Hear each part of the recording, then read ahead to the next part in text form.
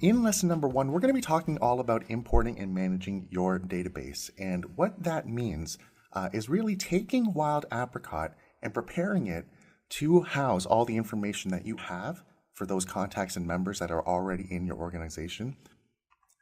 So to give you an idea of the agenda for today's lesson, we're going to be talking about what Wild Apricot considers a contact and a member.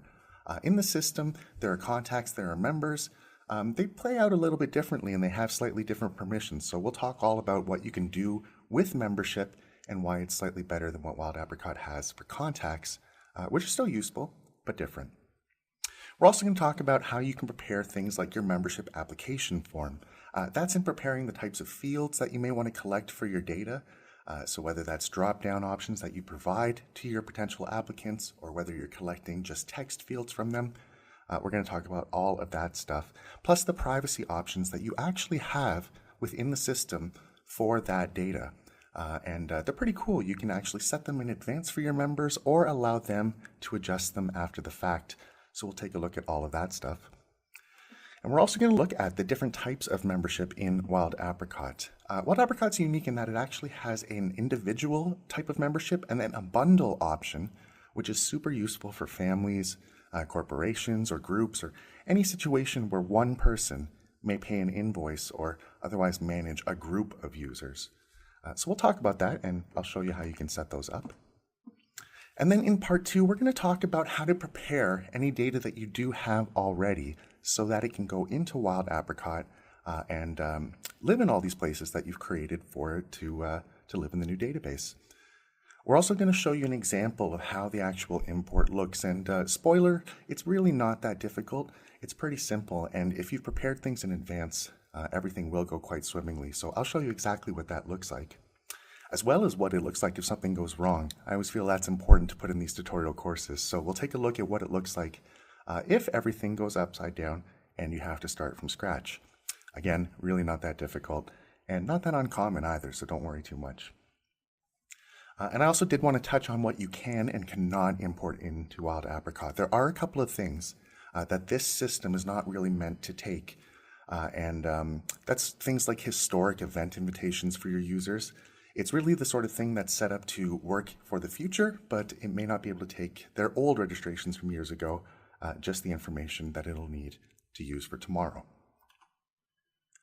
So first things first, because this is lesson 1, I did want to mention that if you are unaware of how to log into your Wild Apricot admin account, you actually might have got an email when you registered with the URL itself. When you opened a Wild Apricot account, we gave you a new website address that you can use to build your site. And that was something that may have been in the email that you got, but if it wasn't, or if you're having trouble finding it, you can always go to wildapricot.com and then log in with the email and password you used to sign up or otherwise that you use to log into your admin account. And if you have more than one account, it'll actually list them. So you can select the one that you do belong to or the one that you're trying to log in at the time. But that'll be the best way in case you get lost. First things first, the way that Wild Apricot is set up is that everybody that you put in the system, that's every single unique email address or otherwise unique user that you put in the system, is considered first and foremost a contact. Now I know that some of those people may be members, or that you may want them to be members, but in our system, in Wild Apricot, everybody's considered a contact because a contact record can be a member, but it can also be an event registrant, it can be a donor, it can be an email subscriber. So in Wild Apricot, everybody's a contact. Some people are members, and all of your members are going to be contacts, but not all contacts are necessarily members. And why that comes into play and why that's important is because you can give additional privileges and permissions to those people who are members. Same way that somebody who is an event registrant might have a reminder email for that event. Members can have additional privileges like being able to access the member-only pages that you define. They can also do things like appear in the member directory. They can take advantage of discounts on event registrations or in the store. And you can also organize them on the back end into member groups. I mentioned a little earlier that there are 2 ways you can set up membership on Wild Apricot. There are the individual memberships. So that's if you or I were joining and we were just a solo member of an organization. As an example, $100 a year, one member, whether I pay that per year or every 3 months, every 6 months, or even monthly. All of those options exist. The other one that I wanted to touch on more so is the bundle membership that exists in Wild Apricot. Because what that enables is for one person can add or remove people to that bundle membership. So that means that the people that they add don't also get a $100 invoice, but they are otherwise individuals in the membership database. They can log in, they can register independently to events, make independent store purchases, stuff like that. So it ends up being really useful for places like family memberships, where two people may share one type of membership, but they don't necessarily both share the same registrations to things. Or it can also be useful on corporate memberships, where an organization may be the member, and that way you use kind of a central email address for the organization, like, I don't know, their HR or whoever pays the bills over there. And then they can add all of the seats underneath them to all of their users. And you can limit the amount of people in that bundle too, whether it's 1, 5, or unlimited. That's all up to you.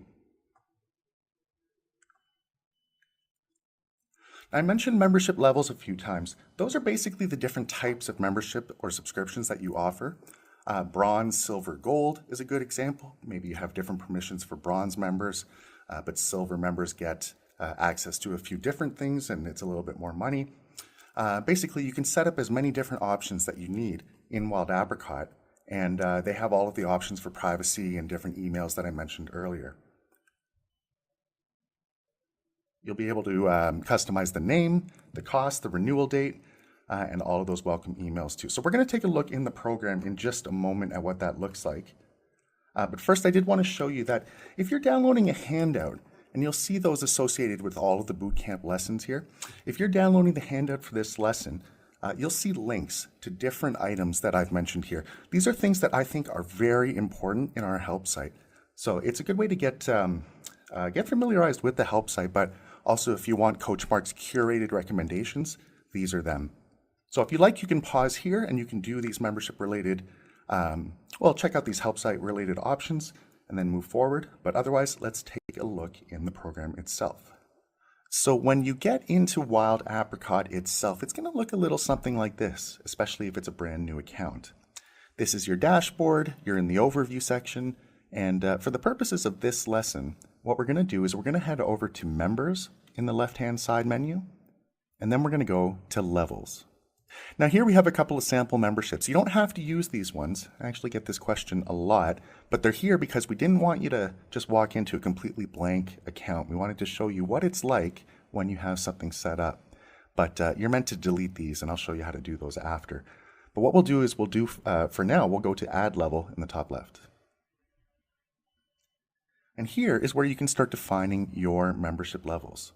So they'll be a little different for everybody. I'm going to stick to the examples I was giving earlier with bronze, silver, and gold.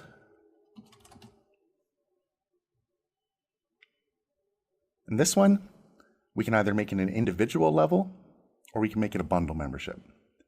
The individual is relatively straightforward. In this case, we'll just make it a one-to-one membership. So if somebody joins, they'll be a gold member. In this case, they'll get it for $100. And we can choose to apply tax settings. And that's something that I'll show you how to set up a little bit later. But if you have automatic taxes, this is very, very useful. And of course, once you set up online payments, you'll be able to enable those here. But for now, I guess we'll leave them not enabled. And these options on the right, public can apply, means that this will show up on the application form. So if this is not selected, then this kind of level, this gold level, won't show up on the application form. You would use that potentially for a hidden membership level, or maybe you have like a lifetime retirement level that people graduate into it automatically, and you don't need people to apply to it. You as an administrator will just adjust people later in your free time.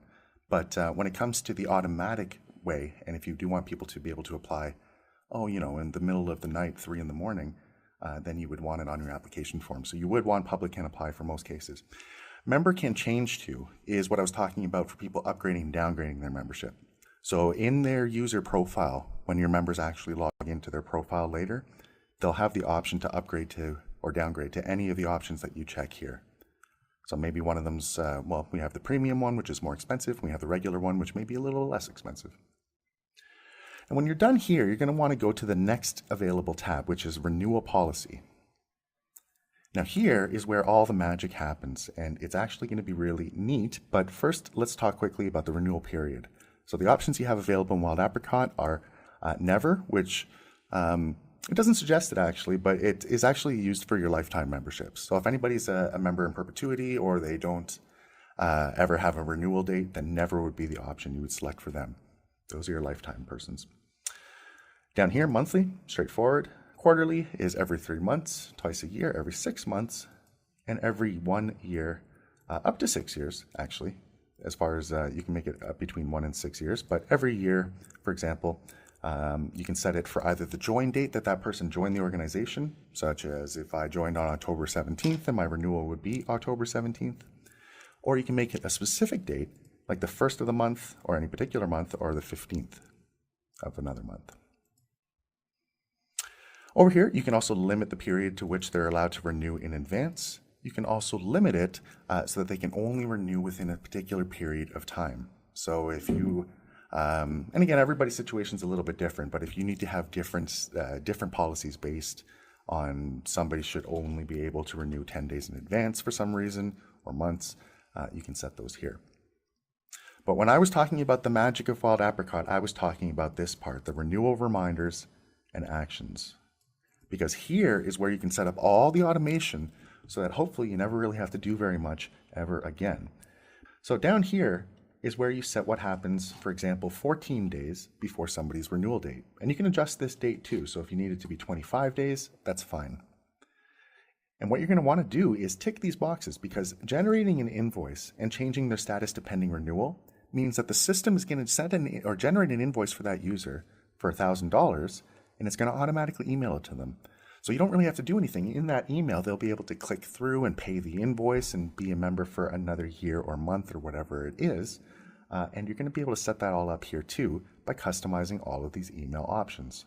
Basically, anywhere you see a blue link is an email that you can customize. And I'll show you what one of those looks like in just a moment, but let's go through all of these options first. So when you'll want to generate an invoice so that the system has an invoice on the back end. That's how it knows that there's an outstanding charge. That's how it knows how to reconcile the charge. And that's what Wild Apricot does best. You're also going to want to email that invoice more than likely to your member. It's polite generally to email invoices to folks. You can also customize and send a renewal reminder email. So if that wants to be, or if you want to send something that's a little bit separate to a clinical style of invoice that just has dollars and cents on it, and you want to send a, hey, don't forget to renew to our organization. We value your membership so much. You can customize it as needed. You can set that here too. You can send that to the bundle member, to the bundle administrator, or to the organization contact for the organization itself. Down here, you can send another renewal reminder. So 7 days before, let's send maybe a slightly more urgent reminder. Don't forget that you have to renew soon. You can also set what happens on the renewal date. And of course, you don't have to set all of these too. If you don't want another email to go out at all, maybe just the first one, you don't have to enable these other options. But otherwise, you can have them all set. You also set what happens if somebody doesn't renew.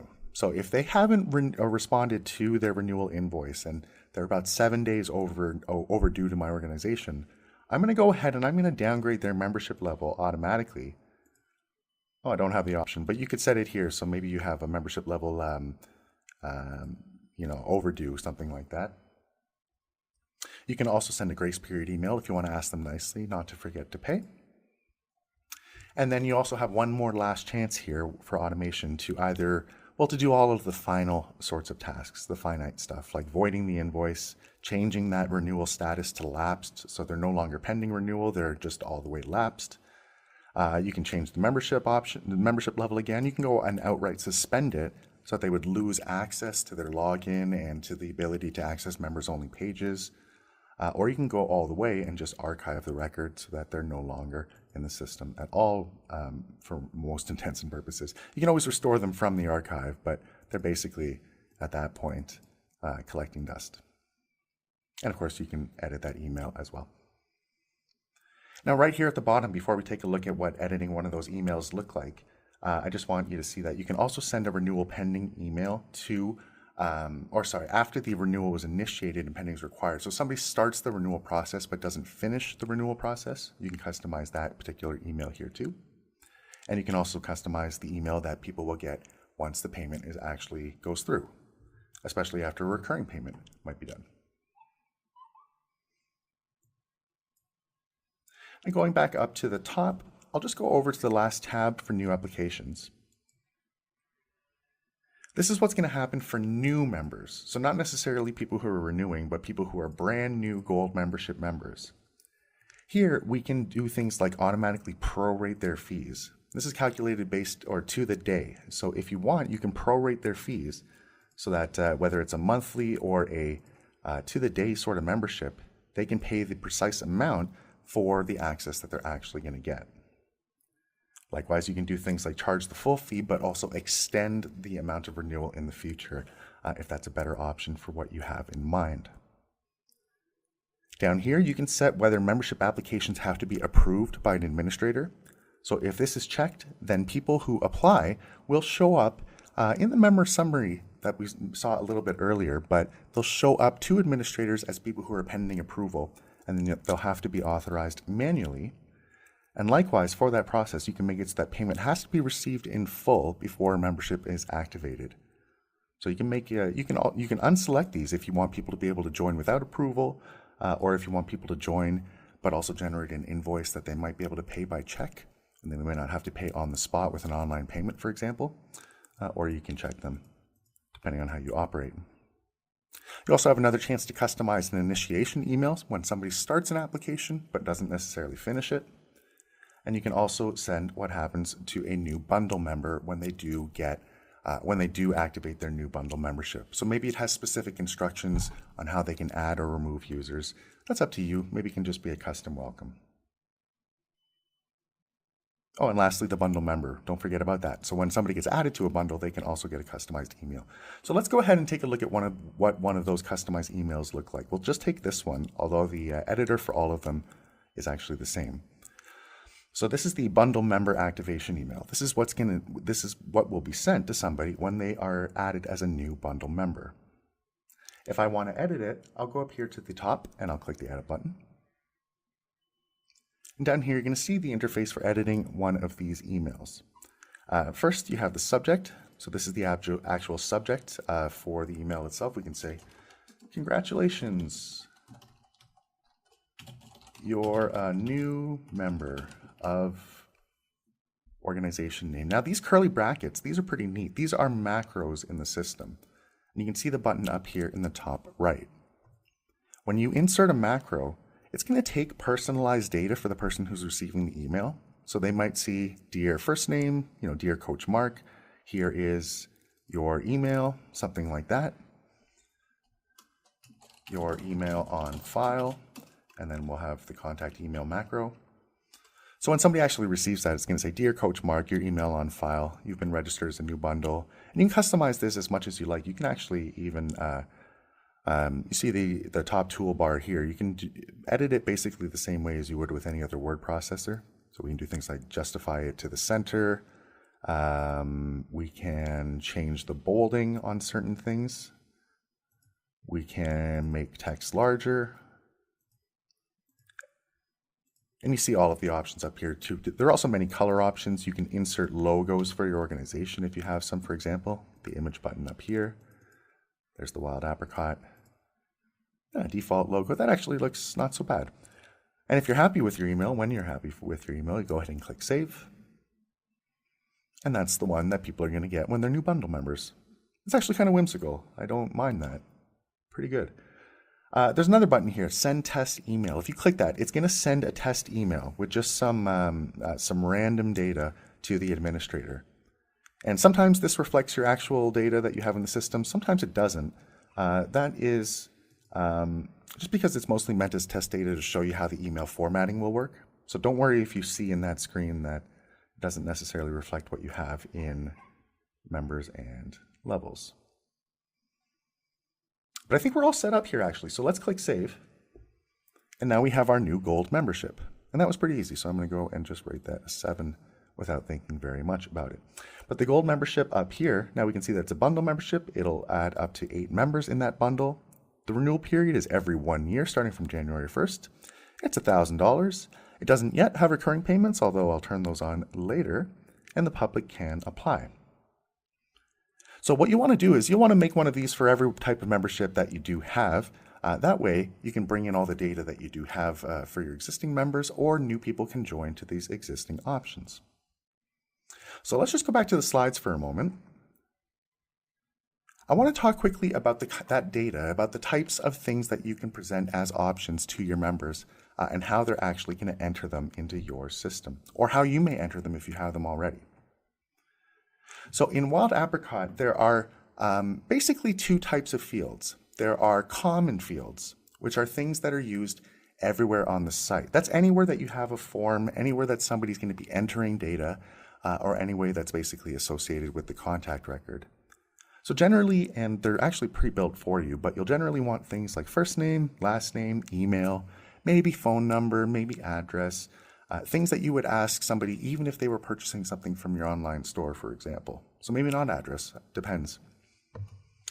You also have in Wild Apricot, before I go, so these common fields, they will show up on your membership application form. So they'll show up actually at the very start. They'll be the first stage of the membership application form, just like they'll be the first stage of the event registration form. They're things that you need to collect to stay in touch with that user, so consequently they're common to everything on Wild Apricot. The member fields or other specialty fields are basically the additional layer of information that you can put on top of the common fields on Wild Apricot. So when you're doing something like member fields, this is where you would ask questions that only really apply to those people who are members or attending an event at the organization or a particular membership type. So this is where you may ask what somebody's preferences are for colors or their dining options for events. This is where you may ask for things like membership certification, because you can do things like get them to attach files to their application, and you don't really need people who are just purchasing something from the store to do that. You need your members to do that. Another fun thing you can do with the member fields is set up or additional cost items. So that's basically add-on items for your membership application. If it's $1,000 for a gold membership, but then there's an additional VIP package for $500, you can set that up here in the members fields. It's basically anything you would ask your applicants that you want to use as data later on. Maybe you want to use this for places like the membership directory, where you can actually search through members based on the data that you've been collecting all this time. Or maybe you want it to appear in somebody's profile or on the membership application so you can get it there and then use it in things like personalized emails. And we'll go into the program itself to show you what it looks like, but just to give you an example here really quickly, this is what it's going to look like when you're looking at your contacts and common fields. They're all going to be in a list like this. All of those items on the left where it says user ID, first name, last name, those are the individual different field types that you have in the system. And then all these little icons over there, there's a legend at the top, but they all mean different things that you can set individually for that particular field. This is just giving you a summary of what they're going to look like. We'll go into the program and show you what that looks like in just a second, but I did want to mention, I did want to talk about this word field. So I keep saying it and I keep mentioning how it relates to the questions that you'd be asking your applicants. So basically fields are how Wild Apricot stores the information in the database. There are a bunch of different field types in Wild Apricot. That's how you collect the data on things like application forms and how it's stored in the system in places like somebody's profile so that you can access it as an admin later. They can also access it, but the different field types basically give you different ways to organize it. And there's a whole bunch of different selections here. Some of them are those extra cost options that I mentioned earlier. Some of them are things like multiple choice or radio buttons that let people select one of a few options. We'll show you what some of these look like later, but I just wanted to give you an idea that there are a whole bunch of different ways that you can do things like present information on an application form so that you can get it in the way that you want. If you want somebody to make sure that they spell a place like Cincinnati or Minnesota properly, then maybe you can offer in a drop-down list for them so that they can't, so that they don't have to just spell it by themselves and risk the data not being standardized on your end. In the handout for this lesson are a couple of links that I think are pretty important for setting up your membership levels. You have all about member levels and how to add them manually as an admin, but you also have the membership setup checklist, which I really think is a very important resource, and it's really useful, and you can't really go wrong if you follow it top to bottom. So that's my number one recommendation, and they're all included on the handout. But let's go into the program itself and take a look at what it's like to add a couple of database fields. So to do this, let's go over to Contacts and then Common Fields. You'll notice a couple of these are presented for you and that a number of them are system fields indicated up here in the legend. With the little wrench icon, you can see them on things like user ID, first name, last name, organization, email, and phone number. And the reason is, these fields are used in Wild Apricot to do things like display somebody's profile properly. So although you can rename them, you won't really be able to reuse them for a different purpose. Email, for example, is how somebody logs into the system, both your members and you, the admin. So you won't be able to change it. It's the way Wild Apricot works, but I wanted to give you an idea of why they're there. You'll be able to add new ones if you like those. So that's done with either this button at the bottom or the top here. And it's in two places in case your list gets really long and you don't want to have to scroll. But let's click Add New Field. First thing, it's going to say New Field. Well, that's because we haven't given our field a name yet. So let's call this something like New Membership Name, Nickname. We want this field here so that when people join the organization, we want them to set their new nickname. It's a very informal organization that we have over here. You may be a little different, but this is just for mine. Now up here is where you can set the field type itself. Now you have the text field that I mentioned earlier. That'll just be the same as this, just a one line of text. You have a multi-line text rather. That basically looks like this box down here in field instructions. It's more than one line. People can fill out a whole paragraph. You have multiple choice, and that's actually evidenced down here over at the options for this field.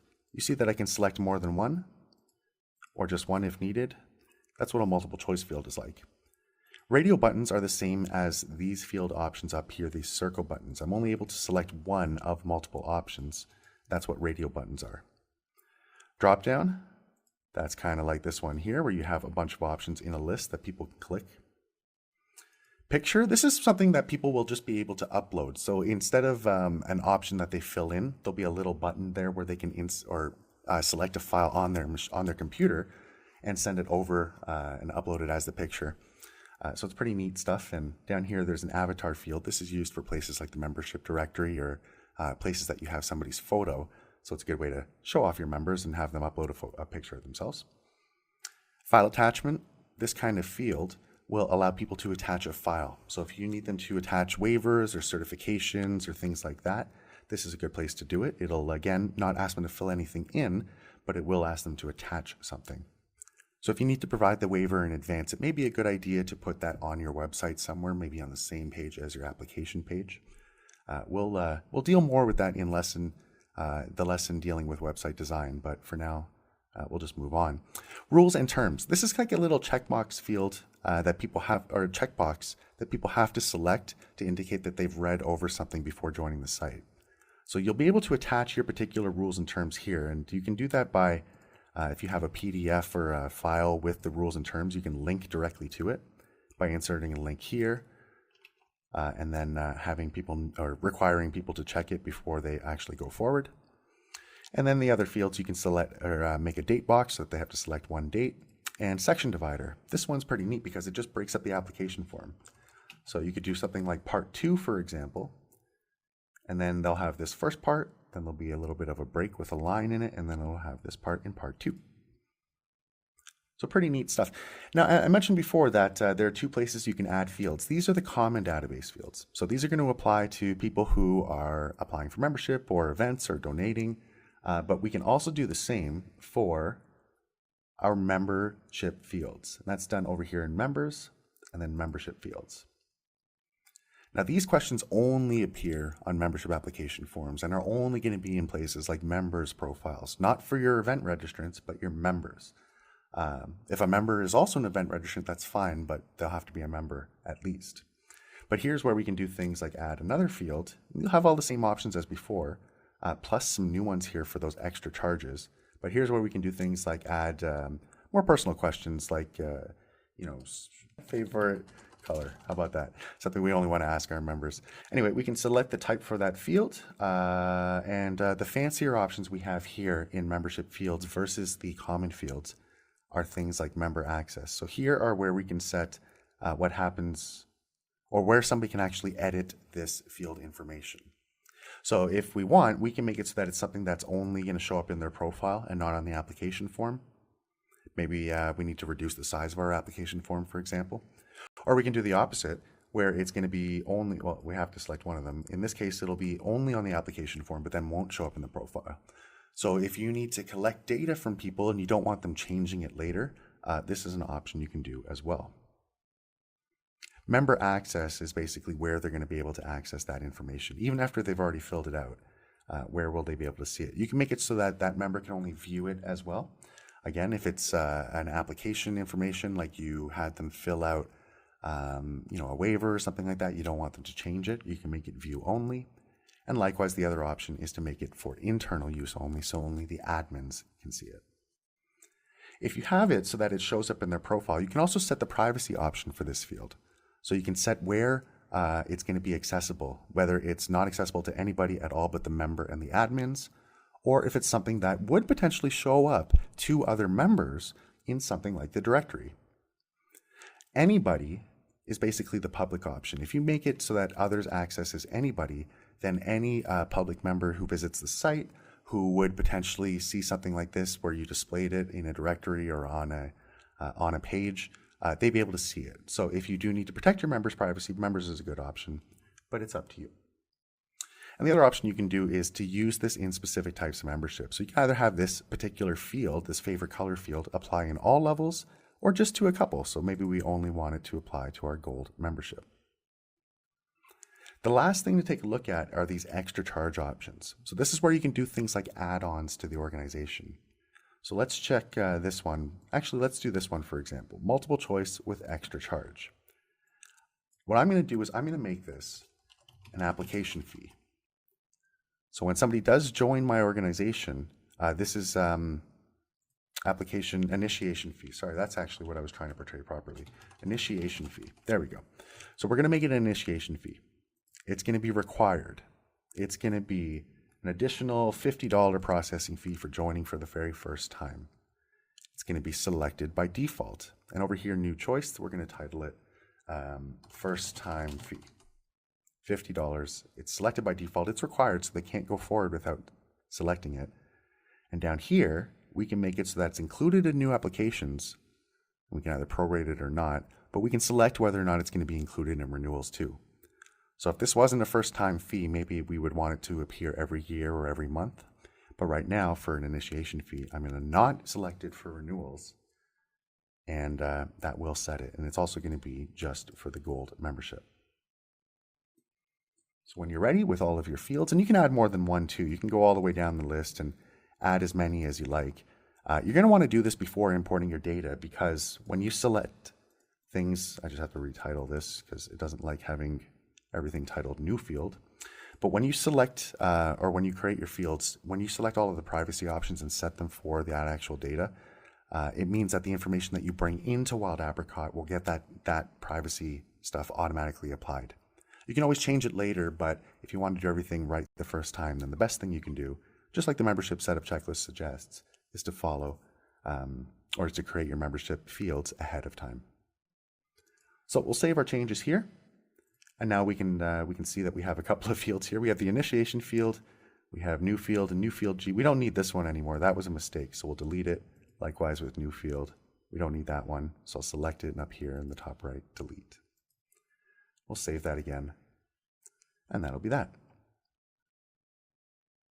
Going back to the slides, we saw a little bit of this already, but I did want to mention that you can set all of the member privacy options from the administrator level. And the other cool thing is your members can actually set these individually as well.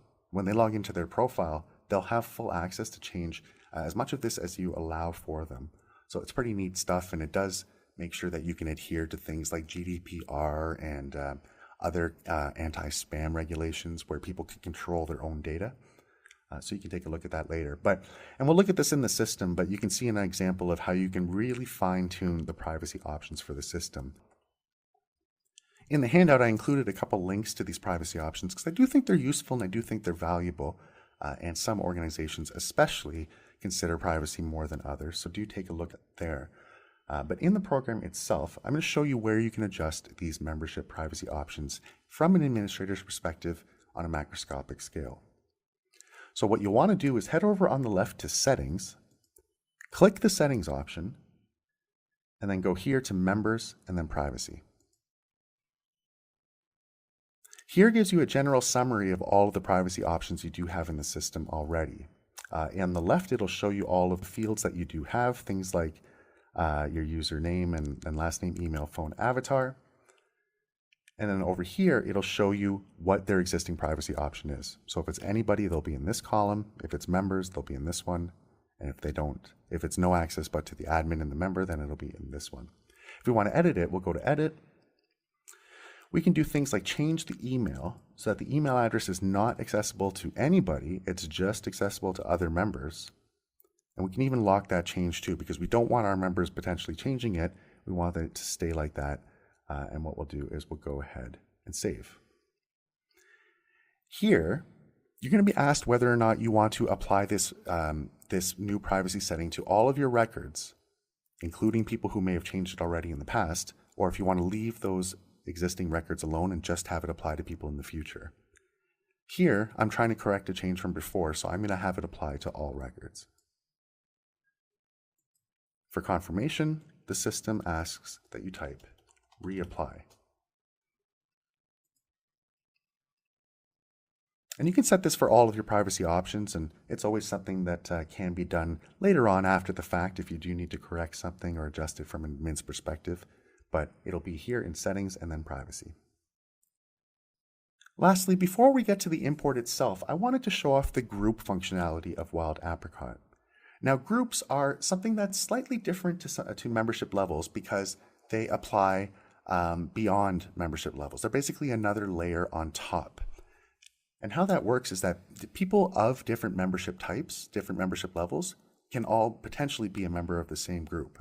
So all of your gold members plus all of your premium members can potentially be members of a volunteer crew or your board members or something like that. And that way you can have another layer of options to provide people for their access to different pages or email lists, stuff like that. So it's pretty useful stuff. One thing to note is that they do have to be members in your database. They can't be contacts. You can't make groups out of contacts. They have to be a membership type, one of the membership level options that you offer, but they can be of any of those membership levels that you do offer there. I mentioned a little bit before, but groups are super useful because they can be set to receive specific email blasts. You can give them restricted access to pages and files on the system. And you can also limit some permissions on things like blogs and discussion forums based on member groups so that you can make it that only certain types of members have access to post or reply to those sorts of things. On the handout are a couple of links to how groups work on Wild Apricot. There's also another link on the help site page about how to import people to membership groups.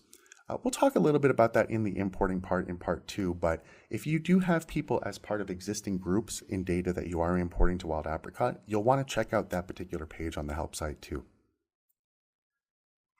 To show you what this looks like in the program, you'll want to go to Members and then Groups. Here we have one as an example, again, because we didn't want you to walk into an empty room, but here we have a board member group as an example group that you can have in the system. I'm going to add another one by clicking Add New Group. I'll fill in details for my group, Boot Camp Group. This is the group for the boot camp. And I'll click Save. It's actually that easy to create a new group. So now we have two. We have the board members and the boot camp group. If I want to add or remove people to those groups, I'll click this button, Manage Participants. Here, I can select from my available groups, such as the boot camp group. We can see that there is nobody in that group right now, but we can add a couple members to that group. So both John and Jane, I'm going to select them. I'm going to click Add to Group, and now they're a member of the bootcamp group. I'll save my changes, and you can see that there are 2 participants here now. This is pretty handy stuff because this little button, this To button, if I click it, it'll show those members of the group. I can find them easily, or more importantly, I can email them quite easily because there's a button right up here. So it's pretty neat stuff, and as I said, you can always use these groups later to restrict content to those types of members, but we'll talk more about that in the particular lesson for the website design. In part 2, we're going to cover the importing process so that your data can actually get into Wild Apricot. We're going to cover a couple of things, namely how you can prepare the data that you do have so that it'll go into the system as easily and quickly as possible, and that you don't have to do it multiple times. We'll also go through some troubleshooting efforts and the importing process itself, how you can assign the right field types and make sure that your members actually come into the system with the existing membership that they have, so that no data is lost along the way. And like I said, I'll show you how you can start over if needed. Now, there are a few things that you will want to note before you actually get started. Number 1, don't be afraid to import your contacts. First things first, email is disabled on your account when you first open it. That's just a safety net. We don't want you to accidentally email somebody if they're not expecting it. So you don't have to be worried about that. You can definitely import people into the system. And number 2, there is a delete button. It's actually in Dashboard Account. So if you make a mistake, don't worry, you can start over.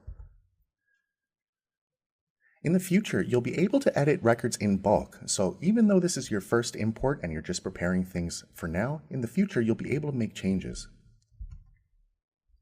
And of course, the system's going to try and help you to make sure that information goes to the right place. That's what the import wizard does, and I'm going to show you what that looks like so that you're familiar with it when you do it yourself.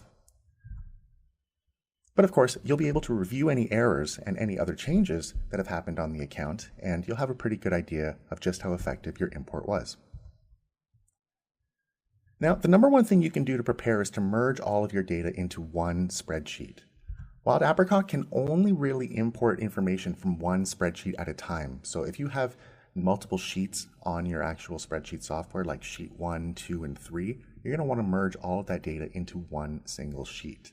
And if you do have your information on some other solution or system, the thing you're going to want to do is export that so that you can work with it in a spreadsheet, most likely in something like a CSV file format or an XLS Excel file format, and then you'll be able to prepare it so that it can go into Wild Apricot.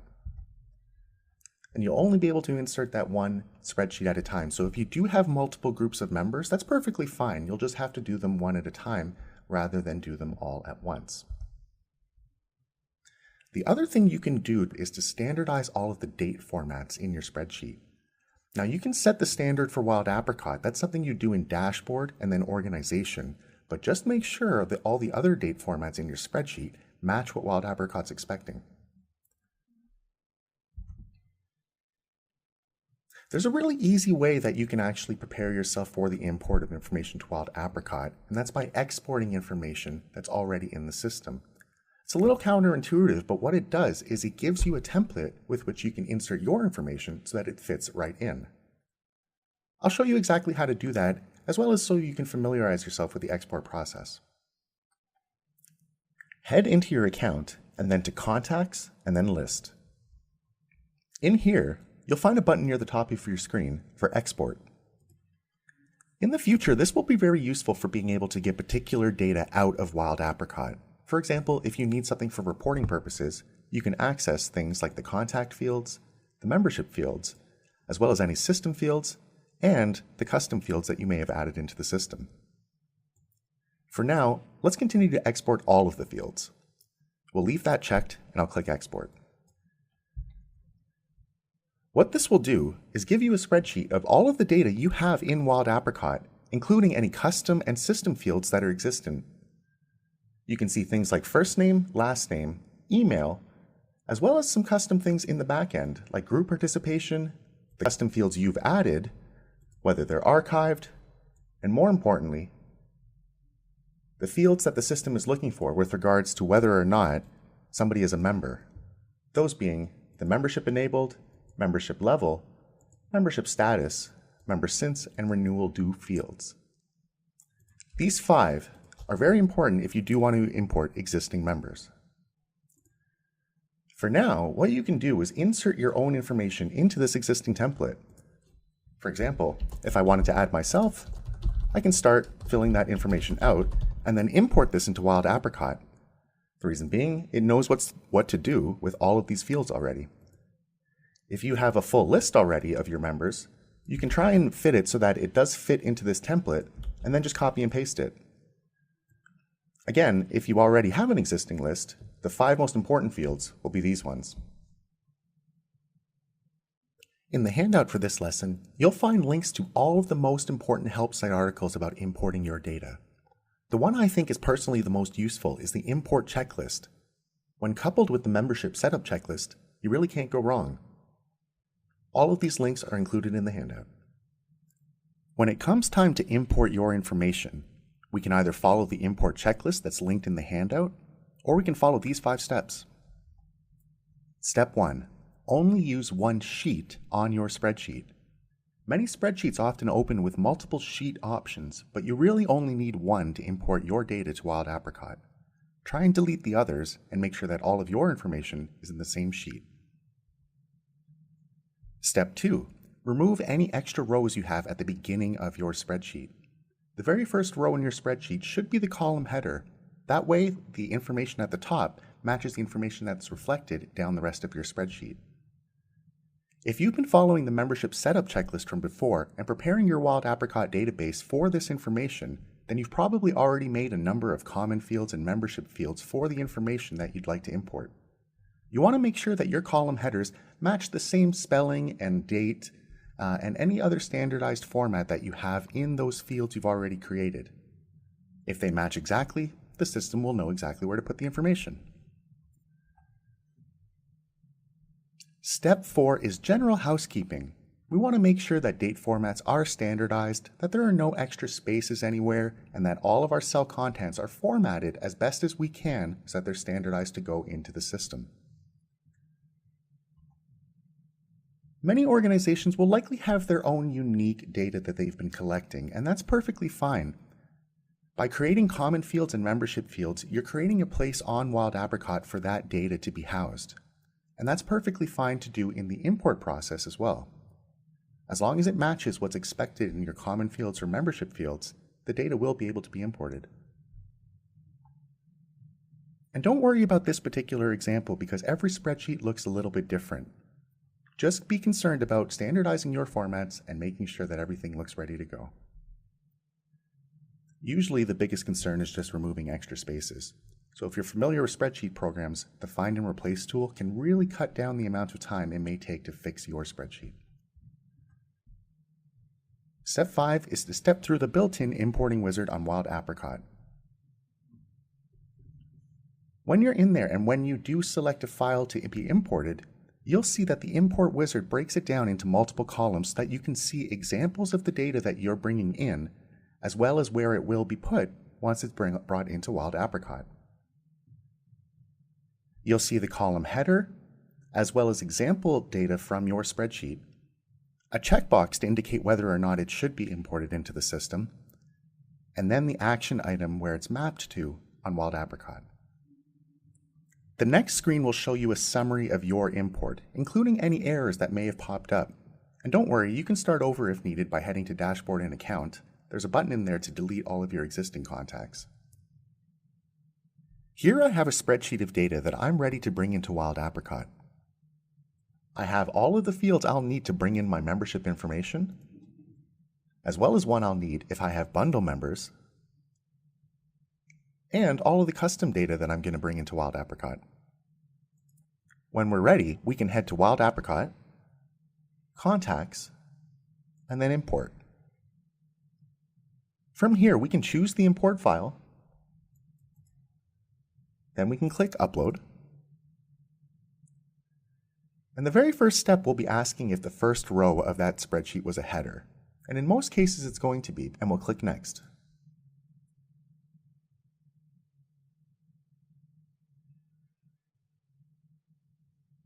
Here you have the mapping process itself. On the left are column headers as well as the information that you had in your spreadsheet. First name, last name, email, etc. You also have examples of the information that was in that column so that you can confirm what was there and where it's supposed to go. In the middle is an import button. This signifies whether or not Wild Apricot should import this information. On the right, where it says Map To, is a drop-down of all the fields on Wild Apricot, both the ones you've created as well as the system fields where you can store information. If you've prepared correctly, in most cases Wild Apricot will know exactly what to do with this information, such as with first name, last name, email, membership enabled, the membership level, where we have an option to either ignore values in the spreadsheet that don't already exist in Wild Apricot or add them on the fly. We can also scroll down the list to see all of the other places where the information will be inserted, and I recommend doing this slowly so that you can confirm that places like renewal date information will go to the right place on Wild Apricot. It's a system field, so you don't have to create a new one. In that case, make sure it's going to renewal due.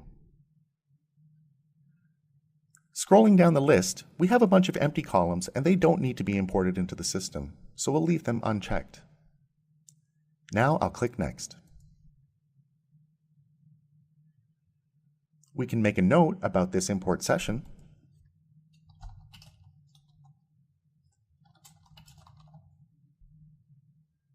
And we can finalize the process.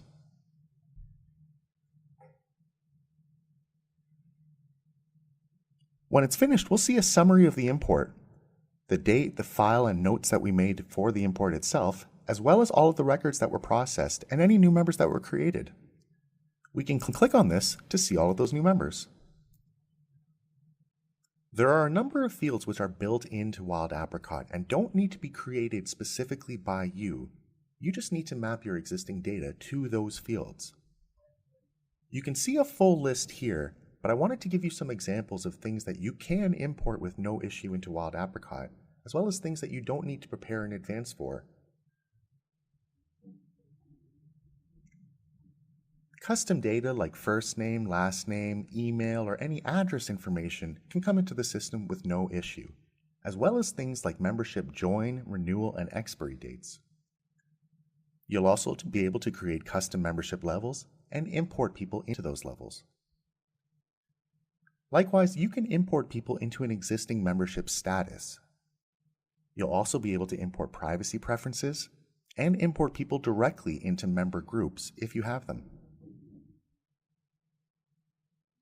Finally, you'll absolutely be able to import any custom fields that you have which aren't in Wild Apricot yet. Those sorts of things can be created as common fields or membership fields.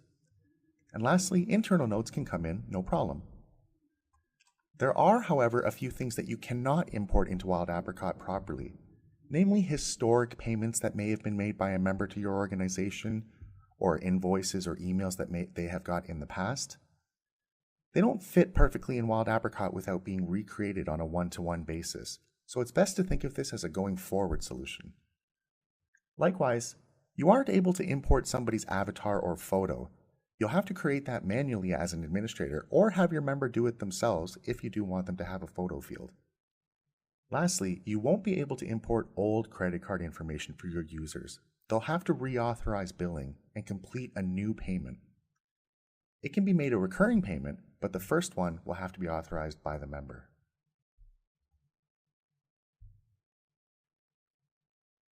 As we wrap up Lesson 1, if you want more help on any of these topics, always feel very welcome to visit our help site, which is located at gethelp.wildapricot.com. There you'll find hundreds of articles with examples and videos about how to achieve the tasks you're looking to do in Wild Apricot.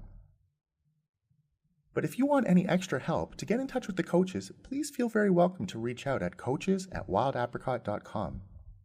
Myself and the rest of the team are very happy to help, so if there's anything we can do, just let us know. And if there's any other information you require, just visit wildapricot.com.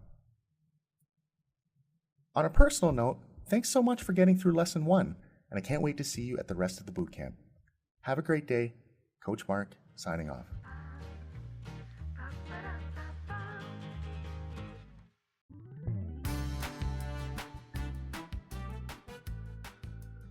Hello and welcome to Lesson 2 of the Wild Apricot Boot Camp, where we're going to be covering online payments and event management. So, here's what we're going to take a look at. One is the types of events that you can set up in Wild Apricot, and a lot of the settings that are available in a more general sense. The event settings in more detail, that being the registration types, and then some more information about guests, registrations, the wait list, as well as event discounts. And finally, event management. That being the registration list, checking people in, tracking attendance, and using our mobile app. We're going to demonstrate to you how to make events with Wild Apricot, use the event registration types, make your event registration form, create guest registrations to capture additional information about people who might be coming alongside those who've signed up, using the waitlist to track registrants who are interested but there isn't space for them as of yet, and finally how to check people into your event. So, let's dive in. First and foremost, what are events in Wild Apricot? Well, they're gatherings to which you sell admission or special dates scheduled in advance. And they may be virtual, they may be in-person events, but there's something you'd like to collect advanced registrations for in some way, whether it's just a yes or no, it's a free registration where you just want them to fill out a form, it's a paid registration where you're going to be taking payments for your event, or if you just want to offer discounts to certain people. They can also be registered to by guests, or rather, someone can add guests as part of their event registration. You might have a member who wants to bring their spouse or a friend, and it's a great way to build up your email list and make connections with people and hopefully grow your membership as well. So there's a lot of opportunities there. Finally, it's going to integrate with Wild Apricot's gadgets for use in the calendars and forms on your site. Our event calendar gadget, which we'll dive into a little bit here, automatically populates with any events that you set up. So it skips any of the coding. You don't have to worry about setting up the event and then resetting up the event on your calendar. It all flows right through. Here's an example of how it would look. We have two views available. There's the calendar view, which you see on the left. It'll show the name of the event, and it can be browsed on a weekly, monthly, or annual basis, and people can skip ahead or backwards in the months. And we have the list view, which is a lot simpler and just lists the next upcoming event first, followed by the one after that, and so on and so forth. And you can even list the past events at the very bottom if you just want to have an archive of all of your events on your site. Here are a few resources I'd recommend you pause and just take a look at ahead of time. So we have the Events on Wild Apricot overview, which will tell you pretty much everything you need to know. There's the event calendar page, which goes into more detail on the calendar settings. The gadget itself that you can add to your Wild Apricot web pages and what's possible there. And then finally we have the event settings and details, which is what we're going to be really diving into in just a moment. There are three types of events you can set up in Wild Apricot. The single session event, which is just your annual conference. It's 1 day long. You just need people to sign up for it, and 1 day and it's over. Very basic event. It's probably what's going to be used for the majority of events that you set up in Wild Apricot. There are also multi-session events. That could be things like a training week. Someone signs up once, but it's like a school course. They're expected to attend all 5 days of the event, maybe Monday through Friday. So you just want to give them reminders every day, let them know, hey, today's session's coming up. Looking forward to seeing you there. And they'd be expected to attend them all. Finally, there's the repeating session. It's very similar to the multi-session, except maybe it's every month you just want to have everyone reminded that there's a weekly or an annual meeting coming up and they're going to be expected to attend it. Every Tuesday evening, for instance, or every first Tuesday of the month, you want to have an event where people can just join up. That's a good way to handle that. Now, events themselves can be public, members only, or admin only, and this is referring to the overall visibility of the event. You can have public events that only allow for members to register, or members-only events that are just totally hidden unless someone logs in as a member first. There's different combinations available of visibility versus registration-type access. We're going to touch on that a little bit later. Admin-only events are not super useful in that only admins can actually see them. That's good more when you're just testing things out. You don't actually want to allow people to register quite yet. You can also have a registration form on your event, and in fact, most of them are probably going to have this when you're setting this up, but it isn't required. If you want, we also have very simple RSVP, yes or no, only registration, just to make things super quick and easy for people. So you want to go with the event type that's right for you. Now, what are some of the things you can edit within the event settings? Well, obviously there's a description and the date, the who, what, where, when, and why. That's going to be the most important thing, because if you don't tell them that, they won't know where to go. Privacy and access. Is the event public? Is it available only to members? Do they have to log in to see it? Or maybe is it only available to special interest groups? Maybe you have member groups set up like board members who are the only ones who are going to be allowed to know about this event. There's a lot of fine-tuning options there that we'll touch on in just a moment. How about costs and discounts? Your registration types, or ticket types as we list them here. You can have members-only types at one fee, or maybe even free, and you can have public registration types that are at another cost. So, again, a lot of options available there for you to play with, including discounted registration types that require a code to sign up for.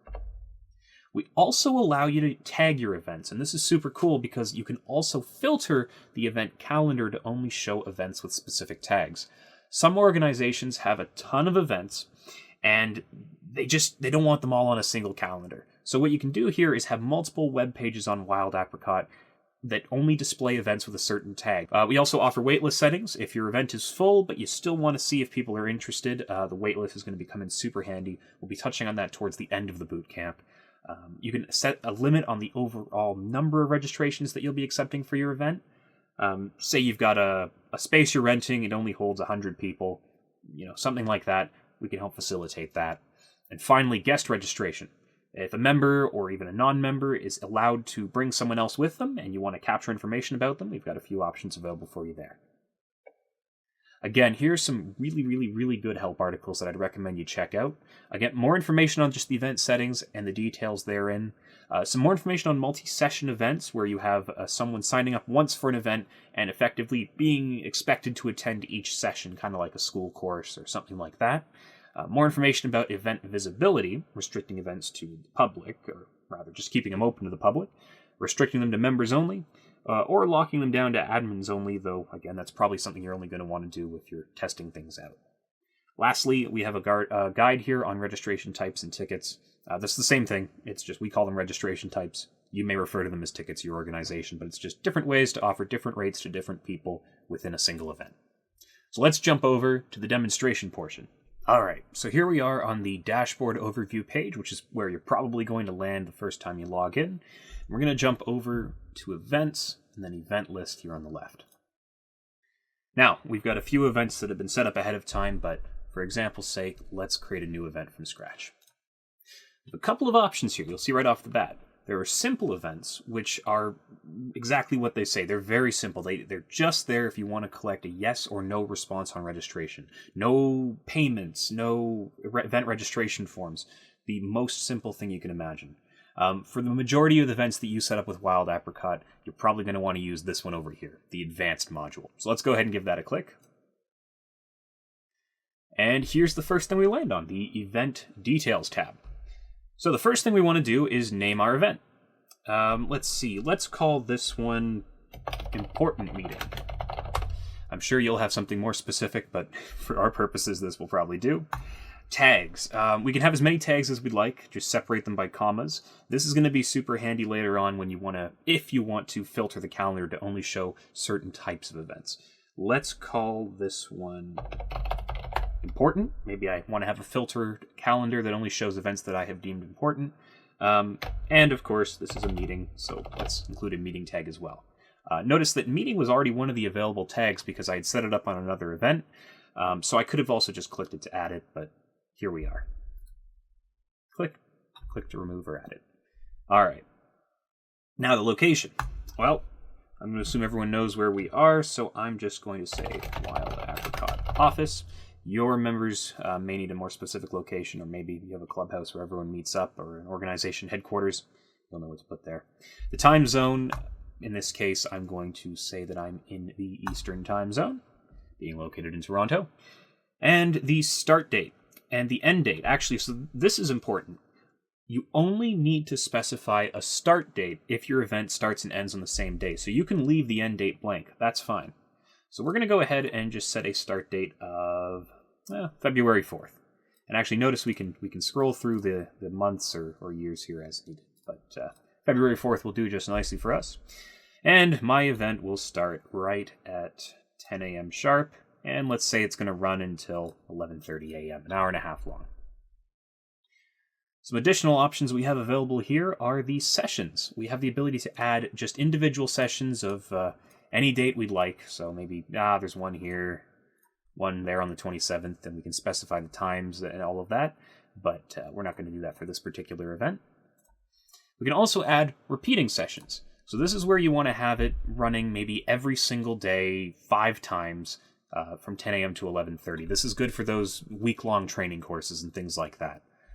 You can also, if you'd gone ahead and added sessions here, you can check this box to replace all existing sessions, but we haven't, and this won't be a repeating event or a multi-session event, so for now we're just going to hit cancel. But those are what you're going to want to play with if you want to explore the multi-session event functionality. Now, another thing we can do is list the event registrants on the site. We can show registrants who want to be listed via a very simple attendee list that just shows their first and last name. For some organizations, that's nice. You want to know who's coming, and for some, it doesn't matter. We're going to leave it unchecked for now, but you do have the option to show it to everyone or just to other members. And you can also include pending registrations, which you see here from this little tooltip would be anyone who hasn't actually paid yet. Maybe you want to just list everybody. It's totally up to you. Down here in the guest registration section, this is important. What do you want to do when guests attend, if guests attend? Do you want to add these guests to your contact list? It'll count towards your overall Wild Apricot database limit, but that can be really good for later engagement. Maybe you want to reach out to those who aren't members yet, who came with somebody else, and just say, hey, everybody, hope you enjoyed our event. If you're interested in membership, here's some stuff you should know. There's a lot of opportunities there, so it's definitely worth considering. If you do want to do that sort of thing, I'd recommend this setting right here. Add new guests to contacts list only if email entered. If they don't have an email, you can't email them, and they're just taking up space in your list, so they're probably not super helpful to keep around. But this setting right here is a really good one if you want to reach out to non-member contacts after an event. Over here in the description box, we can do a lot of things. Hope you can make it. You can write anything you'd like about your event. You can use the More settings over here to insert links to files, or perhaps an image. We've got one stock image here that I'll go ahead and insert. There's a few settings here as well if we want to write text around it, or resize it, or maybe add a nice red border around it, something like that. You can experiment. This is just a regular text editor like you're probably used to from the Content Gadget. And if you're not used to it from the Content Gadget, we'll be touching on that in a later bootcamp lesson. Don't worry. So there's a lot you can do over here. You can also just bold your text, add tables, links, anything you might need. Now this section down here, additional event information, is really interesting. This is where you're going to want to insert things like Zoom links if your event is going to be online. Any information you enter here in this additional event information field, which is just a text field, is going to be inserted into the extra event info macro in your event registration confirmation email. So if you only want to share the Zoom link with those who have actually signed up and paid, this is what you're going to want to use. In this case, let's pretend there's a door access code that I only want to share with those who've signed up, so I'll type door access code, and quite possibly the worst door access code in the world, but there it is. And so with that, we've built all of the details that we need to get the basics of our event set up. And I'm going to go ahead and hit the save button up here in the top left. Now we can also control the visibility of our event. As you can see, by default it's set to admin only, and that's so it doesn't immediately appear on the site and broadcast its existence to everybody. If we click this, we've got a few options available. The event can be public, so that everyone on your site can see it. Or, if this event's only for members, we can choose the restricted option, and then we've got a few additional options available to us. If it's just for all members, we can choose all membership levels, or maybe just one.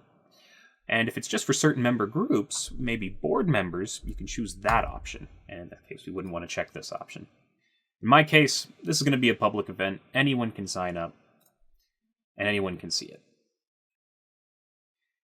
Now over here we have the registration form options. If I click edit here, I'll be able to click add new field, and maybe add some specific fields that only apply to this event. In this case, I want to ask people for their meal choice. So I'm going to hit the radio buttons option, which only lets them choose a single option. I'm going to say type meal choice. I'm going to make it a required field. I need people to fill this out so that we know how many of each item to buy for the event. And then I'm going to add my choices, one per line. Let's do chicken, beef, and just to be safe, vegan. Down here, we can choose field instructions. If we want to add any clarifying text that we think might help people, please choose what you would like to eat for lunch. These field instructions are going to appear just like this text does here, just as lighter gray text below the field, so it just clarifies its particular option for users. This select predefined values to insert isn't terribly important. It's used to insert US states, provinces, or countries. Most of you won't need this except when you're setting up fields elsewhere, so we're going to ignore it for now. I don't need any additional fields. I'm going to go ahead and hit save. And you see here, we've got both our common fields, first name, last name, email, and phone. Common fields are used on all forms on your site once again, and the custom fields which will only be applicable to this particular event. Now there's a few other tabs here, registration types and settings, emails, and registrants and invitees. We're going to touch on all of these in just a moment, but for now, we're going to pause and head back to our presentation. Alright, so let's cover event registration types in Wild Apricot, as well as guest registrations that can go along with those. So as mentioned earlier, we call them registration types in Wild Apricot, but at your organization you may think of them as ticket types for your event. You can offer multiple registration types at different costs. You can control whether or not people are allowed to bring guests, how many guests they're allowed to bring, and what information you'd like to capture about those guests as well, which is a really good thing for following up and engaging with those people later, conversion opportunities and things like that. Here are a couple of examples very quickly of what this guest registration form would look like, as well as the registration form itself.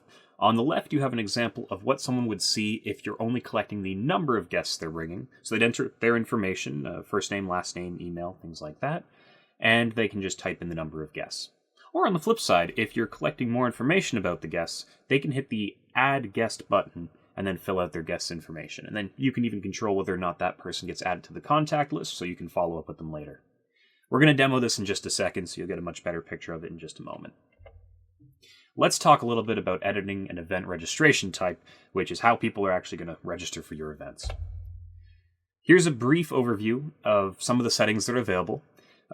So right off the bat, you can have the registration type be enabled or disabled. So maybe there are some special registration types that you only want to be available for a limited time, early bird registrations, things like that. Or it's just something you want to be able to shut off when the promotion period's over. You can toggle those registrations as on or off, enabled or disabled. You can, of course, define the price of your membership, allow multiple people to register under the same email address. That's what this multiple registrations option allows. And you can also restrict the availability. And this is really important when it comes to offering members only versus public rates. We're going to, again, jump into this in just a second, but here is a preview of what you're going to see coming up.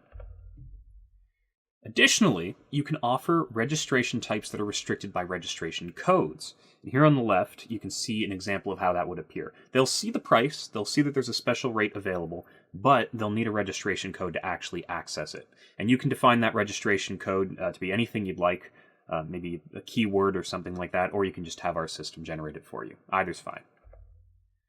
Here are a few resources from the help site. They're going to dive into more information on everything we're looking at. Again, I highly recommend pausing and jumping into here just to get the most out of it. But let's go ahead and take a look at creating a registration type. And actually, let's also look at the registration process. I think we're about ready to do that. Here we are inside of our event, the important meeting that we set up previously. Notice that we've got it open in edit mode because we've just finished working on it. This is most likely where you would be. And we have the save and cancel buttons up here, which do indicate that we're in edit mode. It's time to add our very first registration type. So we're going to go ahead and click on the Registration Types and Settings tab. And we can define a few options here right off the bat. Let's say you have an overall registration limit for your event. So if you're accepting registrations from multiple ticket types or registration types, maybe members only versus a public registration type at another cost, but your event has an overall limit, maybe the venue is capped at 100 people or something like that, this is where you're going to want to take care of it. Say only 100 people are allowed to actually show up to the event total across members and non-members. This is where you fill that out. You can enable the waitlist if you want, so you can still find out if people are interested, take down their name, and maybe allow them to register down the road. And optionally, you can enable multiple registrations for the same contact. Maybe a husband and wife are registering, they use the same email address, but they have to provide different information. This setting will allow those two people to register. In our case, we're not going to allow that because we don't have that scenario, but just something to keep in mind when you're setting up your own event. We also don't have online payments set up quite yet, so we can only accept offline payments by invoice, but we will fix that shortly. We'll touch on that towards the end of the presentation. Now, down here is where I would go to actually add my registration types. But you'll notice the Add Type button's grayed out and I can't click on it. That's because we're opened in edit mode for the overall event. So we're going to need to leave edit mode by clicking the Save button up here. So I'll go ahead and click that. Notice we're not in edit mode now. We've got our edit, email registrants, reports, and export registrants buttons up here at the top. And the button is now available. I'm going to go ahead and give that a click. All right, so for our first registration type, we're going to obviously make it enabled so that people can sign up for it. We'll call this one Members Only. You must be a member to select this type. That's my description. They'll see this. The base price, well, we'll make it $10 for members. And we don't have any taxes set up, so this won't do anything. But if your organization has to charge sales tax, checking this box will ensure that that happens. We'll be able to set up taxes in another area of the system. Now, here you can set up an individual registration limit for a particular ticket type. Maybe you offer an early bird rate that only the first 25 people can sign up for. This is where you'd want to define that. Once 25 people, for instance, have come, this is no longer available. So I'll go ahead and enter that just for example's sake. And again, I'll enable the waitlist when the limit's reached. Maybe someone will drop out last minute. We'd hate to miss somebody. The waitlist will be a great way to capture their information. You notice it has pulled in my multiple registrations disabled for the same contact setting from earlier. Again, that just controls whether or not someone can register with the same email multiple times, which we don't want in this case. Additionally, I can allow people to cancel themselves by logging into their profile prior to the event. You can set it to Do Not Allow. That's the default setting. Or you can allow cancellation within a certain number of days. I'm going to make it so they can't cancel up to 2 days before the start of the event. And now here in the guest registration section, I will allow guest registrations. I'd love to have people bring friends and family. And in my case, because we're collecting a meal choice, if you recall, we set that up as one of our registration fields, we need to collect full registration information for each guest. The first option here will only collect the total number of people they're bringing, but no information about the people. The contact information option is only going to collect basic common fields, first name, last name, email, just those. Full registration information will also include our meal choice field, so I'm going to choose that. Finally, for guest pricing, base price would just charge them the same amount as everybody else, so it'd be $10. In this case, because it's very likely that a member is going to be bringing a non-member as a guest, I'm going to charge them the non-member rate of $25. And I'm going to say that they can bring up to 2 guests per registrant. Now, as we mentioned, this is a members-only registration type, so down here in the registration type availability, I'm going to go ahead and select the members-only option, and we're going to restrict it so that both of our membership levels have access to it. Notice you can really break this down. You can have really discounted rates for certain membership types and less discounted rates for others. So you can really get creative if you know what you're doing here. Finally, the available period.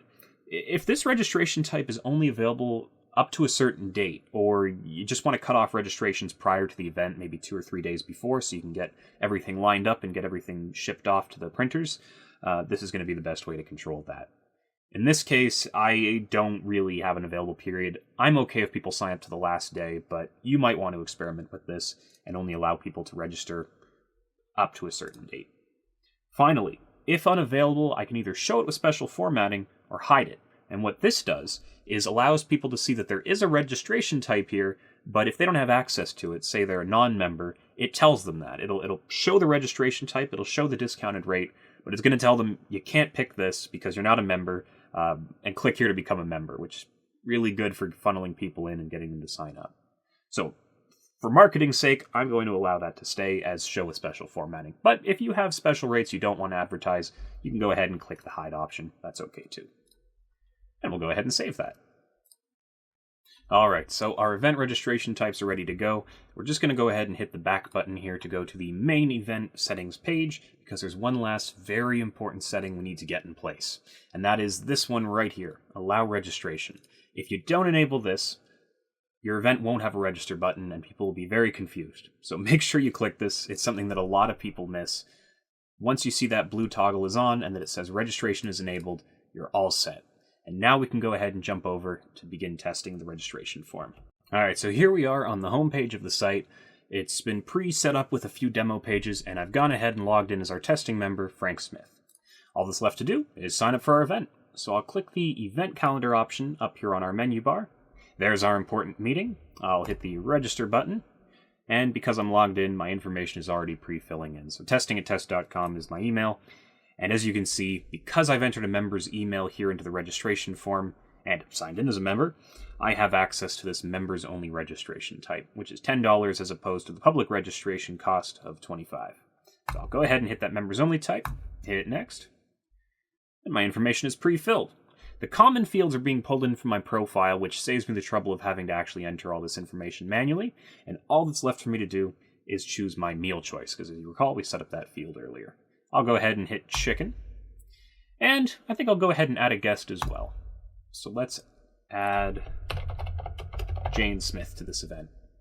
She has an email of test2@test.com, and her phone number is slightly different than mine, and she'll have the beef. Finally, we'll hit done, and we'll have the opportunity to just review everything. That guest looks good. I could edit it or remove it, and I could add more guests as well. It all depends on the guest limit that you've added, and I've chosen to use 2 guests in this case as my limit. I'll finally hit next. And here, once online payments are set up, you'll see the option to pay online instead of a confirm button. But for now, because we don't have online payments, we'll just hit confirm, and that will generate an invoice for us to pay. Now, I could hand a check or cash payment to the administrator, and then they'd be able to go into the back end and record a payment against this invoice, or once online payments are set up, we'll be able to click an online or pay online button here and process our payment online.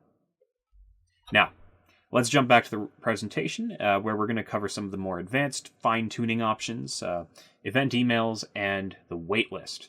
Right, so let's talk about some of the finishing touches and other back-end managerial things that you're going to need to do with your event, namely managing your registrants.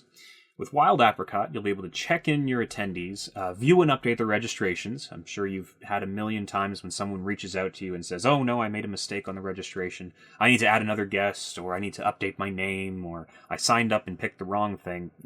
Wild Apricot will make it a lot easier for you to manage all of that. You can also record payments from the back end, say if someone hands you cash or a check, and that, of course, will allow you to very easily take registrations at the door.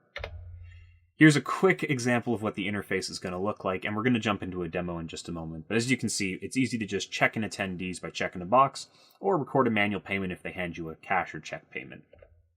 We also have a mobile app for event registration, and this is pretty neat. It's the mobile app for members specifically, as it allows users to see upcoming events that your organization is putting out there and register for them as well directly through the app. So it's good for people who don't always have the computer sitting right in front of them. Maybe they're always on the go. They can download the app and they can register pretty seamlessly there. Note that it will be branded as a Wild Apricot app. We don't have custom branding available for it at this time, but it's still a very useful tool, and you're more than welcome to give it a test run. We'll also talk a little bit about event emails, because this is obviously how you're going to notify your member base and non-member base about what's coming up. You can send it to 3 announcement emails, which go to those who haven't registered yet, 3 reminder emails, which go to those who have registered yet, and therefore could contain some more specific information about the event. And we also have automated emails that go out to those who have confirmed their registration, i.e. paid for it, or just hit confirm if it's a free event.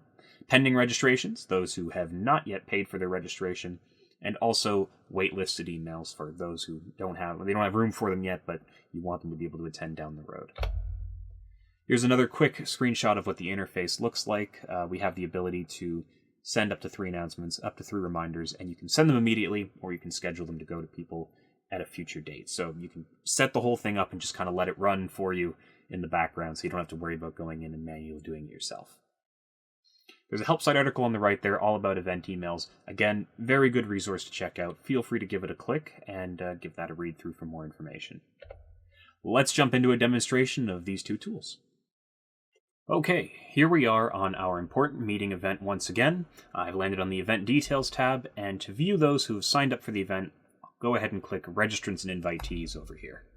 And here are all of our registrants. I've taken the liberty of capping our registrations overall at 10, so 8 plus 2 guests, just so we can demonstrate some of the other features a little bit more easily.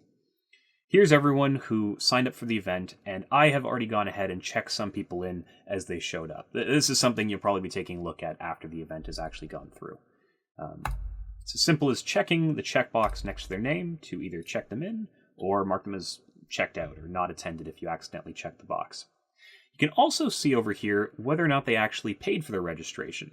Some of you may configure your event to automatically cancel registrations if they don't pay right away within 10 minutes. That's something that'll be available when online payments have been set up, which they haven't on this test account. But it's a very easy toggle when you're creating the event. You'll see it right there. If we have some people who didn't pay or didn't pay in advance and maybe paid at the event, we can also record their payments here quite easily. So I'll just go ahead and hit the record payment button. Let's say I was handed a check at the event, and I can just maybe put the internal note, check number 123456. Internal notes are something that only appear for you, the administrator, so it's really good for keeping track of really anything that you think will be helpful down the road. You can also include a comment for the payer if you think it'll be beneficial for them. They'll see this if they review their financial records in their profile. In my case, it won't be necessary. I'll just keep the internal note for the check number. Then I'll hit save. I'll head back over to my event and back to the registrant list. And now you can see the user has been marked as paid and checked in as well. If you add registrants from the back end, you'll actually have a few options available to you. You may get a call from an older member of your group who is having trouble accessing the website. Maybe they give you a call and they need your help adding themselves in. So you would just click that Add Registrant button up at the top and enter their name. Let's go with Susan Smith. And she may not even have an email.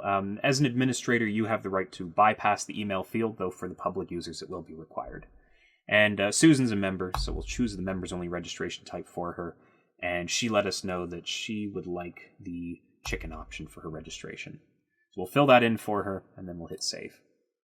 Now here, we can actually confirm without invoice if we're going to be comping her registration, or we can hit generate invoice to set one up for her. So I'll just hit generate invoice, $10 because she's a member, and then I'll hit the save button here. And that's been invoiced to her. Now, if I go to her profile, you can see under her events tab here that her registration is listed, and this is a really good way to check every registration that someone has, or every registration someone's made, every event they've attended on a profile basis. Just for reference, to get to this, you would go to Contacts, List, and then just click on that person's record. And there's the Events tab there. Now, we'll head back to our event, back to the important meeting, and we'll mark Susan as paid. All right. Another cool thing you can do with the registrant invitee list is filter it so that you can send targeted emails to specific people. So right now it's going to land on the current registrations filter, which just shows everybody. Paid, unpaid, checked in, not checked in. This is good if you just want to send an email to everybody or just view everybody who's signed up for the event. If you have people who, or if you only want to send an email or see people who have actually paid for their registration, you would choose this filter dropdown and then the completed option, which narrows it down. You see our unpaid person's gone. If you just want to see those who have something up with their record, most of the time it's that they haven't paid, you'd click attention required. There's that person. And if you want to get creative and maybe send a follow-up email after the event thanking people for attending, you could try the checked in option. Filters it to just those who have actually been marked as attending. Similarly, if you want to send a sorry we missed you email, you can choose not checked in, and there's everybody who didn't actually show up to the event. No matter what filter you choose, once you're ready, you can click the email registrants button here at the top, and this will only send an email to these filtered records, so 4 people in this case. And that'll take us over to the email wizard where we can start sending an email. But for now, we'll save an exit out of that. That's for another presentation. Now, on that note regarding emails, let's talk a little bit about the emails that we can actually send out from the system over here on the Emails tab. There's 3 announcement emails, which are sent to those who haven't actually registered for the event yet, as you'll see here. And there's 3 reminder emails, which go to those who have registered. You can see an example of each of these right here by clicking on the Announcement 1, Announcement 2, etc. link. We've already put some demo content in there for you, which you'll see as soon as you open up your trial account, but this is totally modifiable. So if you hit edit, You see much of this is being generated via macros, which are just going to dynamically insert content into the email. But you can go ahead and put in your logo, anything you'd like. We'll touch on this email editor in a later video, but it's very, very customizable. If we go back to the event, let's say I want to schedule the first announcement email. I'll hit the schedule button there, and maybe I want to send it a week before. So I'll just hit 7 days before there. And you can even choose to send it only to specific people. And this is really important if your event is only for members and you've maybe restricted the entire visibility of the event to members only. I could go to selected contacts. I could get as specific as saying it to only people who are part of a saved search. But in this case, I think it's going to be enough just to do membership levels and then just all levels and then hit schedule. But as this event is actually open to the public and to members, I'm going to choose the all contacts option. You can see it's scheduled to go out, and it's going to go out on January 28th, 2021. Note that it also includes links to register. These links will automatically sign the registrant in, so it makes it very easy for them to actually fill in their information. And on a similar note, it's also important to note they shouldn't share that email with other people just because it does contain their login credentials via an encrypted link. They can also hit not attending if they don't want to receive any more emails about the event. Reminder emails are quite similar. They only go to those who have already registered, and usually are a good spot to put in specific information about the event. Maybe the door access code if it's locked off, or maps, or like a link to a Google map, directions to reach the venue, things like that. Finally, we have our event registration confirmed, pending, canceled, and new waitlist registration emails. We go ahead and hit edit here just to see some of our options. Note that when we're in edit mode, we can't click on these to actually edit them. We have to not be in edit mode to click those links. But what we can do here is choose who receives them. So the event registration confirmation email is the most important one. It is sent whenever someone fills out the registration form and either pays or just hits the confirm button if it's a free event. And we can choose whether it's sent to the registrant, to the registrant's guests, and optionally to the event organizer, which comes into play up here. Most of the time, the event organizer is just going to be the organization contact, whatever email address you've designated as the main contact email for your entire website. They're used as the reply to address on all emails, something like contact us at yourorganization.com. Or if this event has a very specific organizer, you can choose that person instead. And you can hit the change link to choose a different person. And choose them as the event organizer, and then they would be the ones receiving all of these. There's also email routing settings to take into consideration. It's another section of the site where you can choose additional email addresses to be copied on all system emails of certain types. So if you check this box that says copy emails according to email routing settings, and then check send copy to organizer, those additional people you've specified in the email routing settings will also receive it. I'm going to go ahead and select that, just in case I do set that up down the road. And with that, we should be good to go on the emailing front. I'll only send the one announcement. You can send up to 3. You know your organization best, so you'll know how many is too many. And then finally, we have the waitlist options to take a look at. Now recall that when an event's registration limit has been reached, we did enable the waitlist, which means that anybody who goes to sign up for the event now that the registration is full are going to be added here. And there's a few options available for us to look at. I can have the system set up to manually, or to require me to jump in there manually and register someone for the event if for some, like when it's full. Or I can just have automatic registration go through, which is probably going to be a lot more convenient for you guys. Just choose the automatic registration option. If there's a registration fee, it'll automatically generate an email and invoice to the user. And it can collect all the event registration information, just their name and email, or all contact information. I would, as the tooltip here says, we recommend choosing all event registration information, just because that's going to allow you to get stuff like their meal choice, which is important for this event. So with those settings in mind, I'll go ahead and hit save. And let's run through a quick simulation of a waitlist registration, and then jump back to see how it'll look here on the back end. Here we are on our event calendar page once again, and as you can see, our important meeting now has a join waitlist button because there are no spaces left. It's booked to capacity. We'll click the Join Waitlist button, and then we'll fill out our information. Just do 12345 at test.com and fill out the CAPTCHA real quick.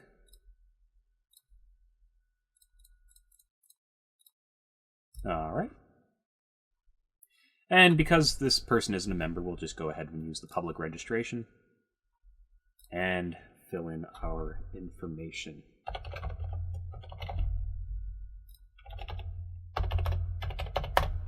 And vegan. We won't have a guest. We'll just keep this simple. And finally, we'll join the waitlist. We won't be asked to pay yet. That'll come when the space opens up, at which point, per our settings, I'll be automatically registered and sent an invoice for this event. Now let's go ahead and take a look at how that appears on the back end.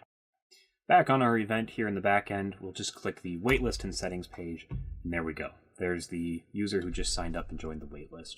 So when a spot opens up, if someone cancels or we remove them because they asked to be removed, the person will be automatically notified and an invoice will be sent to them for their $25 registration. Finally, something else that's worth taking a look at would be the reporting option at the top of the page. So if we click on this reports drop-down, we have 3 reports available.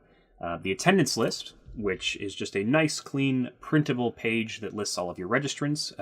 You can export this to a PDF, and if you're not going to have a computer at your event, you can use this with a pen and pad just to check people off manually. On the next option, we have the registration fields. This is really, really useful, especially when we have a field like meal choice, where we need to know how many people chose a certain option within the form. So what I'm going to do is I'm going to tell the system I'd like to report on the meal choice field. I'm going to include pending registration, those who haven't paid yet, just in case. And I'll also show the participant details just out of curiosity, so I can see who actually selected each option. Finally, I'll click Generate. And there we go. We know that 4 people chose chicken, 5 chose beef, and 2 chose the vegan option. So I know how many of each to bring, and no one will starve at our event. Finally, if we go back, we have the registrations by type report, which is more for your financial people, but it shows a breakdown of how many attendees you have in each category: paid, unpaid, partially paid, their total amount based on invoices. So here it turns out we'd be expected to collect a total of $215 if everyone paid their registration fees, and in actuality, so far we've received $180. And it also gives this additional breakdown just for those who have actually checked into the event. You can also see the breakdown by registration type. Again, this may be very useful for your financial people. It can be exported to a PDF or to an Excel spreadsheet for them to take a look at. Lastly, here's a bonus tip. Let's say you have an event that sells additional things. So the registration fee is, let's say, $10, but for whatever reason you have additional seminars or maybe t-shirts, badges, something that's going to incur you an extra cost, and you'd like to give the user the option to buy it as part of the registration process. We have extra cost fields for that purpose. You're going to want to click on the registration form option here, click the edit button up at the top, and then hit add new field. We have a few options available. Let's use the multiple choice with extra charge as an example. And let's ask the person, would you like to buy clothing? It won't be a required field. I don't want to require them to actually pay for this, but let's say a hat for $25, t-shirt for $30, and, I don't know, towel for $15. Maybe you're selling branded merchandise at your event. If you'd like, you can pre-check some of these options, though in this case that probably wouldn't be required. And you can add field instructions saying something like, any amount helps to support our organization. Something like that, just to let them know. Similarly, we have the extra charge calculation field. And what that does is allows the person to enter a specific amount and be charged. So instead of asking them if they'd like to buy a hat, a t-shirt, or a towel, we could ask them, how many hats would you like to buy? And again, not required. And let's say, what was the amount we had for the hat? It was, Okay, whoops. Well, let's just say hats are now $10 each. And we can limit the order to a minimum amount or a maximum amount. Let's say 1 hat minimum.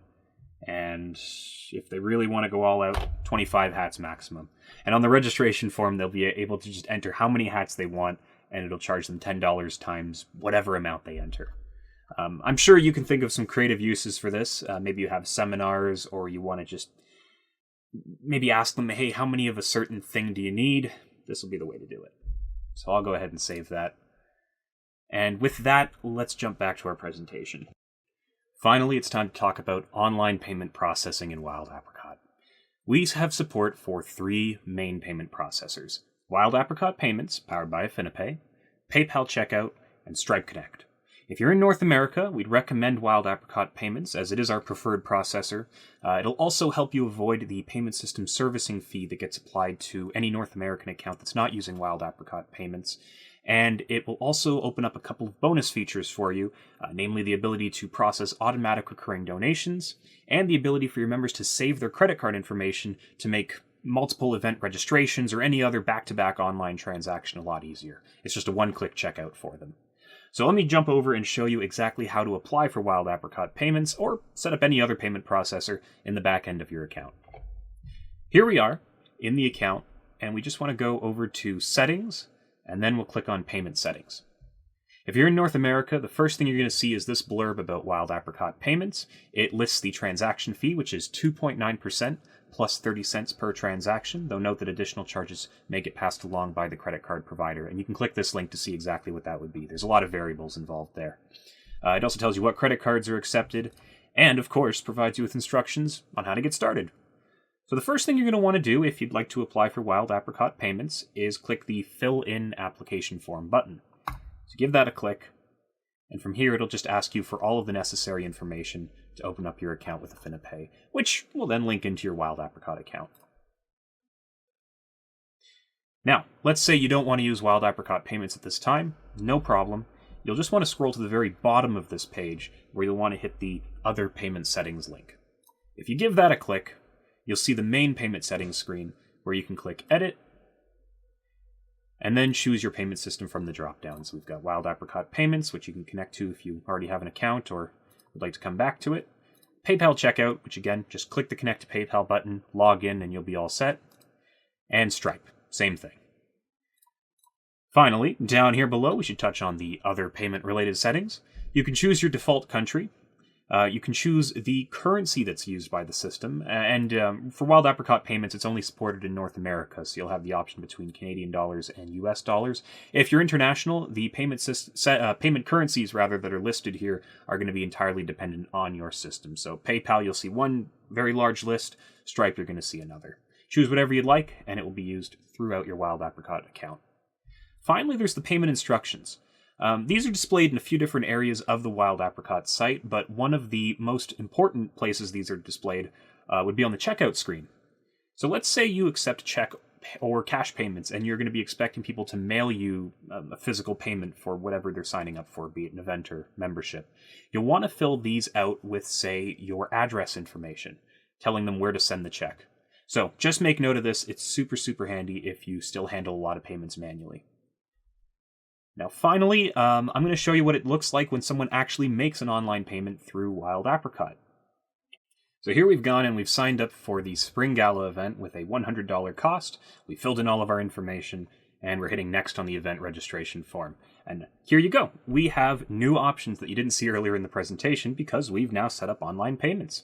You can see right here, it'll show the user what credit card types are accepted, as well as offline payments for checks or cash. And you can actually control on a per event basis if you do want to accept online or offline payments, which will hide the icons accordingly. And we have two options here. Right now, because both online and offline payments are allowed, we have an Invoice Me button as well as a Pay Online button. Invoice Me just generates an invoice. They can come back and pay it later, or they can send you a check payment. So they'll want to choose that if they're usually going for offline. And we have Pay Online, which is going to take us straight to our payment processor. So we'll give that a click. And we're going to be redirected over to payments.wildapricot.com, where we are checking out via AffiniPay. It's a credit card processor like you're used to seeing just about everywhere else, and we can enter our credit card information, billing information, Optionally, store our credit card for faster checkouts in the future, and then finally pay. And upon making our payment, we'll be returned back to the main profile screen just to confirm our transaction. And just as an added bonus for our friends who like Stripe, here's what the transaction page would look like if we're paying via Stripe. Same thing, invoice me option, pay online option, and we'll click pay online and we'll be redirected to Stripe checkout to make our transaction. Simple as that. And with that, we arrive at the end of day 2 of the Wild Apricot Boot Camp. I want to thank you for sticking around. If you want more information, just to expand on everything, check out gethelp.wildapricot.com. We've got text and video-based guides for pretty much every aspect of the system.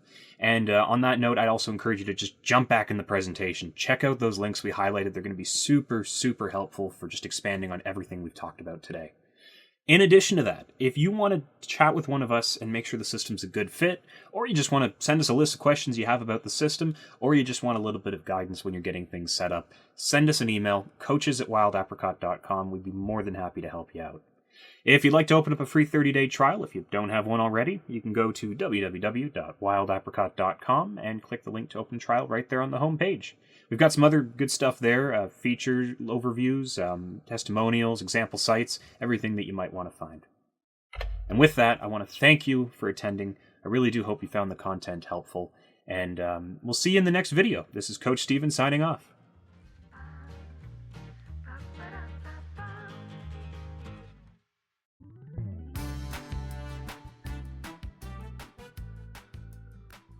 Hello, everybody. Welcome to Lesson 3 of the Wild Apricot Boot Camp. I'm Coach Mark, and I'm going to take you through some of the fun social features of Wild Apricot that you'll be able to provide to your members so that they can engage with one another. To give you an idea of what this lesson will cover, first we'll go over a general overview of what's available in Wild Apricot, mainly touching on things like the automatic emails that exist for memberships and renewals, as well as events and donations, as well as how you can send manual newsletters, like newsletters or other things that you would want to communicate to your members. In part 2, we'll talk more about some of the social features on the Wild Apricot site itself, such as donations, blogs, forums, the photo albums, avatars, and how you would configure the member directory. But first and foremost, part 1, emailing. In Wild Apricot, you have the ability to send an unlimited amount of email to your users. Many of these are probably going to be automatic emails. Things like membership renewal notices or invitations to events, maybe a donation campaign that you have coming up that you would send a newsletter for. You can customize both, of course, and in fact, the automatic emails can be personalized in many ways so that your members would receive a notice that would be specific for them. It'll say, Dear Mark, for example, rather than just Dear User. But when we're talking about manual emails, there are tons of templates built into the system, and you can create your own. So you should be able to accomplish pretty much anything you have in mind using Wild Apricot's email function. First and foremost, I did want to highlight some of the resources available in the handout for today's bootcamp lesson. We have a document all about how you can send manual emails, as well as anything you may need to know before you start emailing your users. And because this is important for a lot of users, I wanted to let you know how you can comply with things like anti-spam regulations to make sure that everything is okay on your side of things administratively. Most of Wild Apricot's emailing does give the user an ability to opt out, which should keep you in line with most things like GDPR, CASL, CAN-SPAM, and we do have all of those regulations available online for you to take a look at. When it comes to automatic emails, there are 3 main function areas in Wild Apricot that you'll probably want to configure if you're going to be using them.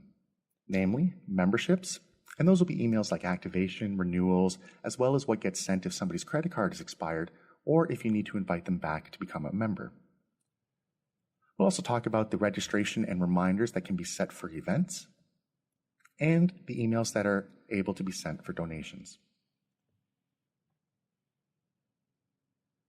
But I didn't want to forget the couple of other places that automatic emails do exist in Wild Apricot. Not everybody knows this, but you're able to automatically subscribe to forum and blog updates. So if one of your members wants to be notified every day or maybe every week when the forum is actually updated and posted to, they can set that individually and then they will get an automatic email as well. But most importantly, almost every invoice in Wild Apricot can be made to be sent automatically. That's what's going to save you the most time, so I'm sure it'll be important to most of you. A couple of more resources if you did need to do a little bit more reading. I've included some in the handout pointing to our help site where you can learn all about automatic emails, as well as some cool features that I did want to bring to your attention, such as being able to automatically copy emails to a second address. So if you have a user who needs emails sent both to their personal address and their business address, it is possible to do that in the system. Not everybody needs to, so if that sounds like you, I do have a link here. Likewise, you're also able to designate who on the administrative team would get copied to emails that get sent out.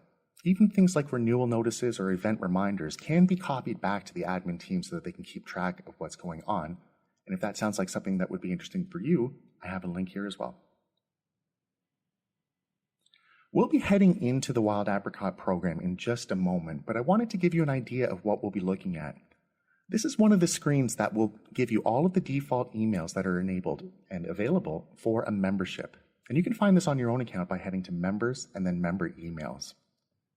From here, you can set all of these individual emails that you see with a blue underline. These are the custom templates that you can set with those macros for personalization that would be sent for any of these related actions. What's pretty neat is you can actually set these emails individually for a particular membership level, or you can set them as defaults for all membership levels through this screen here in Members and Member Emails. I'll show you how to do both in just a moment, but I wanted to give you an idea of what to look for.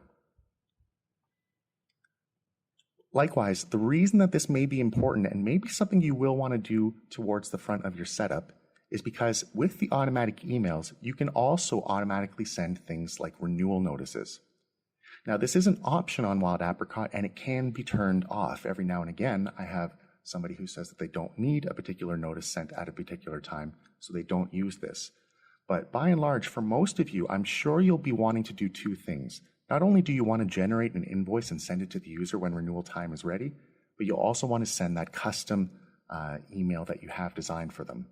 And I'm going to show you in just a minute where you can turn both of these options on, but they're also highlighted for you here on your screen now. They'll be in the member level that you're working with under the Renewal Policy tab. The reason this is inserted like this is because it's often missed when people are setting up their accounts, and if you were lucky enough to take part in this boot camp, I don't want you to be one of those that falls through the cracks. But let's head into Wild Apricot itself and see what some of these things look like. Here we are in Wild Apricot itself, and I figured the best place to start would be by heading to Members and then Member Emails, just like I was showing a moment ago.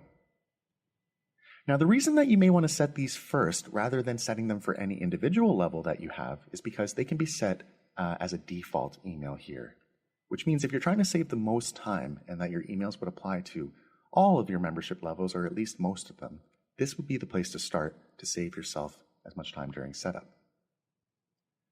When we click into one of them, such as the application initiation email, we can see the template email that is provided by Wild Apricot. Now, of course, you don't have to use this template. We just didn't want you to walk into a completely empty room. Something like this can be edited and personalized so that it reflects your organization, as well as adding any info that you do need in there that you want to go out to people, for example, when they initiate a membership. So if I did want to edit something like this, I can click the Edit button in the top left. Then I'm giving an email edit window, which should be very similar to most word processors and give you a toolbar at the top of the page with most of the text functions you'll need to edit your email, including bold, different color options, justification, etc. To do something simple but impactful, why don't I put my organization logo at the top of this email? So I can do that by clicking Image. We'll just use this sample one for now. And maybe I want to do something like center justify it. I can also add some info, such as if you have any problems, contact coaches@wildapricot.com. And now our application initiation email is personalized and can now be sent. You'll notice actually a couple of places where there are names in curly brackets. Now these look a little funny, but what they're going to do is fill in somebody's personal information or fill in the recipient's personal information based on what's in their profile. So rather than saying Dear Contact Full Name, that's going to come out and say Dear Mark. Thank you for submitting your application as a member of the boot camp. This particular link to log into the profile will send your user back to your Wild Apricot site so they can complete their application or do any account management that they may need. And of course, we could also add custom macros as needed. These are going to be taken from the info that's in Wild Apricot already. And what you can do with it is insert it by using the button here at the top right. You can select one of the available options, such as somebody's contact last name, or any of the custom fields that you've added as well. They'll all be listed here. But you would just click Insert Macro and then fill it in as needed. Once we're ready, we can click Save, and it will ask us whether we want to update the default email template for all existing users or only all future levels. If we'd like to retroactively apply this change, we'll have to use the option to update the email template for all existing levels. If this is something that will only apply to the future, we'll just update the default template. Looks pretty good. Now, if I go back, you can see there are a whole bunch of automatic emails that can be customized by the system. To give you an idea of what each does, the application initiation is when somebody starts an application but doesn't necessarily finish it. Activation is is after they've been approved and they've paid for their membership, or after an admin has manually approved them if you've enabled that setting for your membership levels. It extends down to bundle member activation and new bundle administrator activation emails, as well as the renewal reminders for membership renewal. There are 2 you can set beforehand, one on the day of, one grace period email, and then one lapsed email notice. For renewal pending emails, there are some you can customize when a renewal is initiated but payment is still required, after that renewal has been confirmed, as well as what happens if, for example, somebody's credit card has accidentally expired. Now, if I did want to edit one particular membership level so that it had custom information that wasn't included in the rest of our levels, what I could do is head to Members, then Levels, the particular membership level that we're working with. In this case, let's use the Gold membership. Then I would head to the Renewal Policy. And of course, this will only work if you have a renewal period at all, so we'll have to select one of the options here. And now I can do 2 things. I can both click on any of these blue links to edit the custom email for this particular level, and I can also show you that example that I had just a moment ago of why you'll want to make sure you're generating invoices for folks, as well as emailing it to them, because otherwise, how are they going to renew? So make sure you have these options set if you do plan for people to be able to renew on their own. You will definitely need an invoice, and they'll definitely need that invoice so they know how to pay it.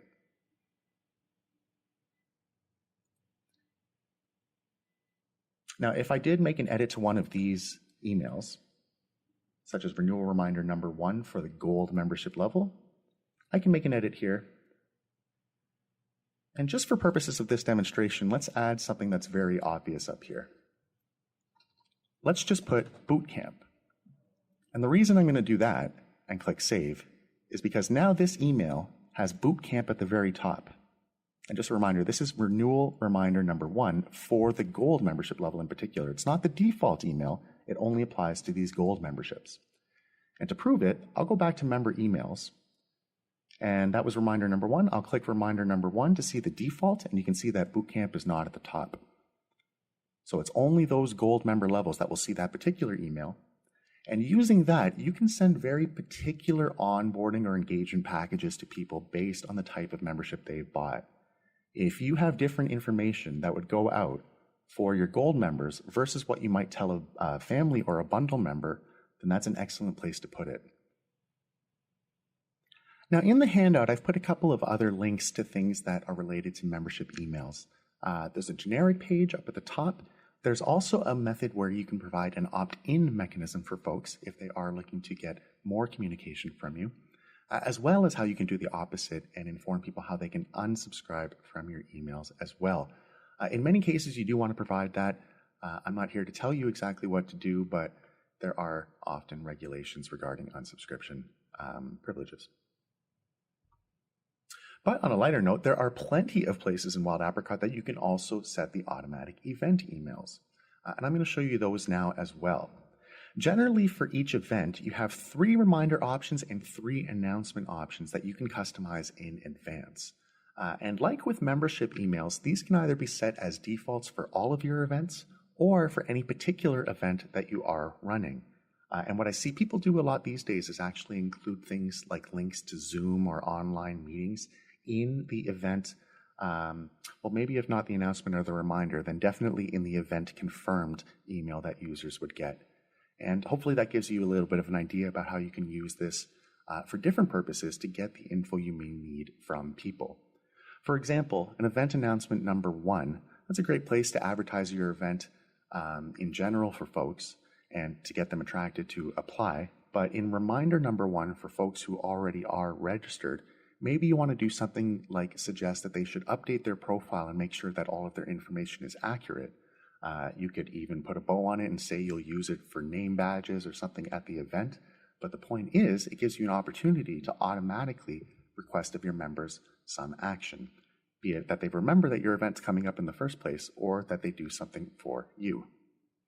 And you can see that you have a number of options here, not only the announcements and reminders, but the confirmed emails, what happens if somebody is pending but they haven't paid yet for an event, as well as what happens if the event is unfortunately canceled and you need to contact everybody at once. There also exists an email that you can set for waitlist registrations.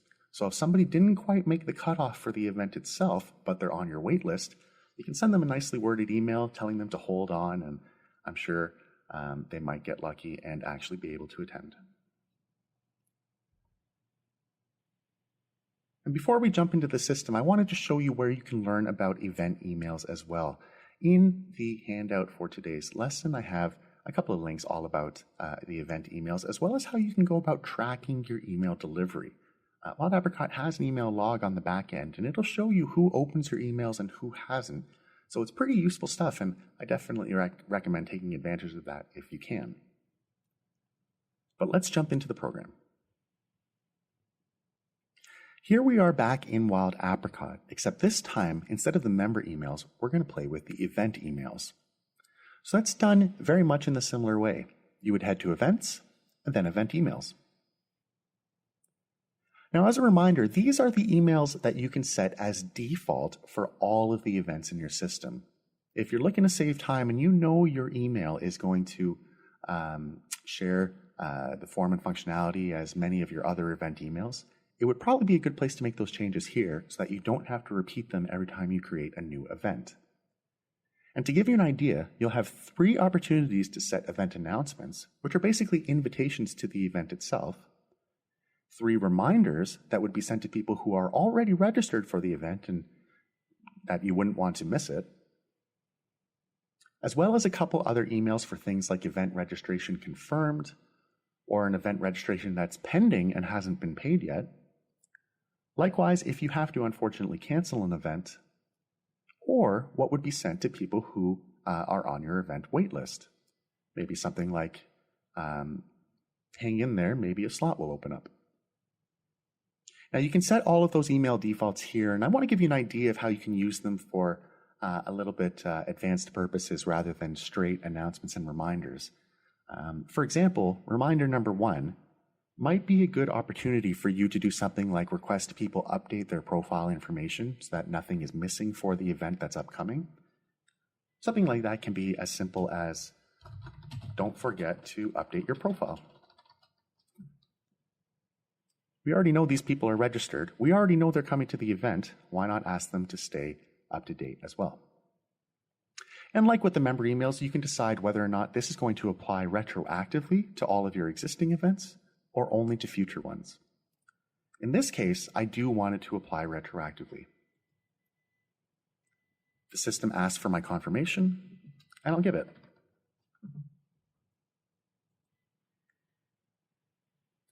Now, all of my event reminder ones will remind the user not to forget to update their profile. So you can set all of your default emails here, or you can go into the email or into the event in particular to set and customize the emails for that one event. So let's do that. Let's go over to events, then event list. We'll pick any of these options, such as the fall conference here. And as I'm sure you saw in Bootcamp Lesson 2, there are a ton of settings you can set for events, but today let's head over to emails.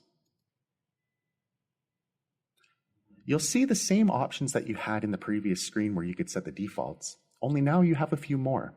You can decide when you would like to schedule things like announcements, or you can choose to send it right now. Now this is for the fall conference, and I want to remind people that it may get a little chilly come fall time. So for this particular conference, but not the default email, I'm going to head into Renewal Reminder 1, the same place that we included before that they should update their profile. And I'm going to click Edit. Here, for those of us in the Northern Hemisphere, don't forget to bring a jacket. Don't break your jacket, just bring it. I'll put a smiley face too because it's meant to be polite. Now, like with the member email before, this particular edit is only going to apply to the particular event that we're working with, which in this case is the fall conference. The default email doesn't have this bring a jacket part, but it does have the other part.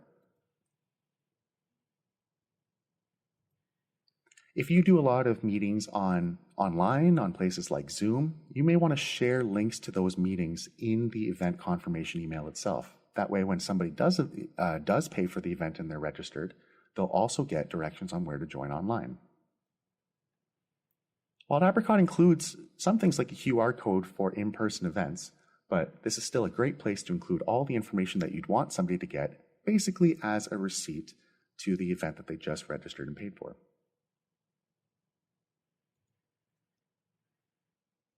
Now, in the same vein, there are a couple of other places that you can set automatic emails in Wild Apricot. I don't want to touch too much on them because they're very much of the same that we just looked at, but suffice to say, you'll also be able to do them or create automatic emails for store-related emails, such as order placed, canceled, or shipped, as well as donation emails like the receipt. And I did in the handout put some specific links for those particular topics. If that sounds interesting to you, you'll be able to find some precise links here on how to customize things like donation receipts or the invoice itself, which can be customized pretty much like any other email, except it's much more boring because it's an invoice and invoices tend to have a lot of money-related matters on them. But otherwise, let's look a little bit more into editing emails from a manual perspective on Wild Apricot.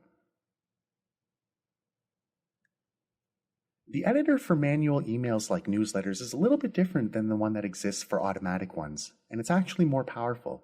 It lets you create grandiose templates and insert content into them that is mobile friendly and be able to be viewed on any kind of device. It should also be pretty familiar with regards to the content toolbar. We didn't want you to get lost, so that it'll still have all of the same buttons for things like justification, bolding, and how to insert images, as well as those macros that we showed off a little bit earlier so that you can personalize your messages. Now, I wanted to give you an idea of what that looks like before we go too much further. I figured it would be useful for orientation purposes. So to see an example of one of the emails that you can create manually, head over to Email, and then Templates. Now you can see here a whole bunch of templates, and I'll touch on these in just a moment, but hopefully it brightens your eyes a little bit and hopefully cuts down on the amount of work that you'll actually have to do. But if I wanted to create a new one, which in this case I think I will, I'll go up here and click the button Create New Template. We can name it.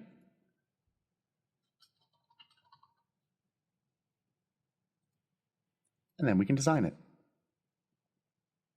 Now this email editor is a little bit different because this one comes more from your creativity and your heart and soul there. You can customize the entire format of the email first and then fill the content later. So the way to think about doing that is with these layout options in the top left. If I know that at the top of my email, I might want 3 columns for 3 photos, then a blank one, then one with information on the left in a sidebar like this, then another blank one, and finally the 3-column layout at the end. It may not look like much, but that's basically the template that we can fit all of our content in for the email. We have the 3 columns up here, the 3 at the bottom, some big blank spaces for most of our actual text, as well as a place that's formatted so that there's a left-hand menu and a larger right one. Then we can do things with the gadgets in the bottom left. We can start inputting text blocks, such as where I know I want my text to go. Or we can use a divider in some places where I know that no text needs to be, but I do want to separate it from the rest of my content. I know that I want 3 images, so I'll put image gadgets in each of the columns. Even down here, except in the bottom right, I'm going to put my email address so that people can find me if they have to get back to me. Then in the middle content, I might want something like another image, and then maybe a button. Now I know what's going to be placed in each of these columns, so I can start filling in content.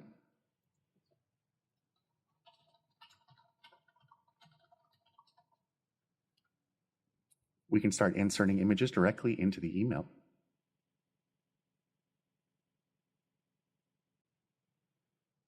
And here. And here. It's getting a little tedious, but we're finally done. Now, I imagine most of you will have more images to choose from, and you won't be limited to these cherried apricots or what have you here, but you can get an idea of how you would go about constructing the format of your email. This button, for example, I still want the button here, but I don't need it to be at the top of the list, so I'm going to use some of the spacer options to move it down. When I click the button itself, I can change the call to action. And I can change the link.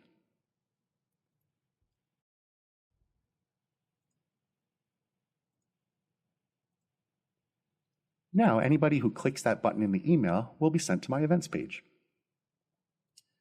We'll finish this by putting our email address.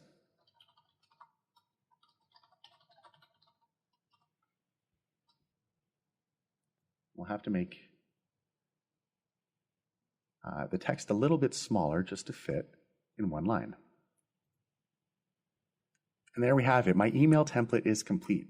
Now, as you can see, it is nothing too spectacular. I've stuck with very many of the defaults, just changed some things like the button color. Let's see, we'll change the color of the button to green and added some photos and text. And my challenge, I suppose, to you and to everybody who's watching this boot camp is I'm sure you can do a better job of creating your emails than I have. This is just to give you an idea of what's possible. But if you do craft something that is far superior to me, feel free to email me at coaches@wildapricot.com. I'm fully expecting it. I don't claim to be an artist. I'm more of a musician. But when this is all ready to go, we can preview it with the final step, and you can see it both on the desktop device as well as what it's going to look like on a mobile device. And something important to note if you're adding a lot of photos, the way that Wild Apricot will display images on a mobile device is it will first read things at the top left and then go across the screen basically left to right. And because it's trying to display this on a mobile device, it'll cascade it vertically from left to right. I'm not sure if that makes sense, but basically this image would appear first, then underneath this one, then underneath this one. That's only because it's too big for a mobile screen, so how Wild Apricot will translate it is by inserting it from left to right, top to bottom. You can always use this preview screen if needed to make your emails a little bit more concise. I think if I had seen this personally, I might decide this is far too many images at the top. They don't even get to my content until they scroll down a bit. It's probably not going to work as a great email, so I might go back to the drawing board personally. Though, if you're happy, You can go ahead and click Save. Now, this email template is saved and it's ready to be used whenever you may need to send an email with it. You'll even see a button at the top that'll let you get writing that email right away. Emails are definitely the sort of thing that you get better at with practice, but in case you are looking for any additional information, I've included a couple of really useful links on the handout. There's information about how to use a content editor for the emails, as well as how you can select email templates and best practices for composing your emails. It's always best to know what's best to send to folks to get the point across, and also to avoid things like spam filters on the recipient side. But you saw me mention them earlier, and I wanted to mention them again. There are tons of pre-existing templates built into Wild Apricot. If you're anything like me and you're looking for a simpler way to do most everyday tasks, then the templates can really cut down on the amount of prep time that you would have to do, or you would have to spend, in order to actually have your emails ready to go. We also saw that there are a number of macros built into the program. Now, the macros will take things from the system itself, things like the renewal date or somebody's join date, their membership status, basically any of the information that Wild Apricot is logging all of this over all of this time. But you can also, more importantly, use personalized information that you have collected from people. So that's not only basic stuff like their first name or their last name or email address. If you have been creating, or if you have created a custom membership field to ask people of their favorite color, then you'd also be able to reiterate that information here in the email. The example might be something like favorite color macro, and you can find it in the list, and then you'll click it, and it'll insert into the email so that for the user who's reading it, it'll fill in their favorite color. So let's take a look at both really quickly in Wild Apricot itself. If I wanted to add some macros to this email, I'll edit the template. I'll click into where I had my text field. And instead of Dear Boot Camp, we can use the macro option at the top right to insert a macro. Maybe contact's full name. What you'll notice here is actually all of the macros are listed on the left, and all of the sample data that will show you the kind of information that Wild Apricot would basically spit out when the recipient actually receives the email.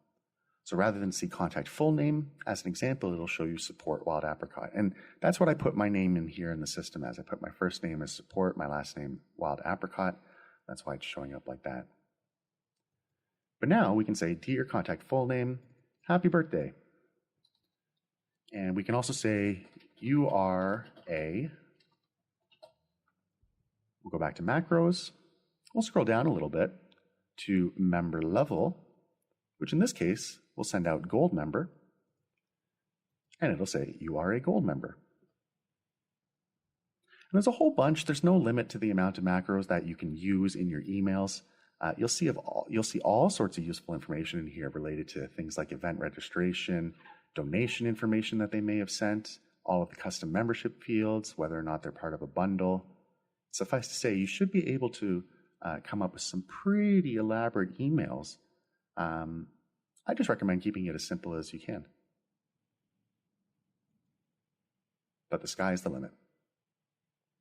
And then lastly, let's cancel out of these changes and go show you what I think will save you the most time, which are all of the pre-existing templates. So to see those, head into Email and then Templates.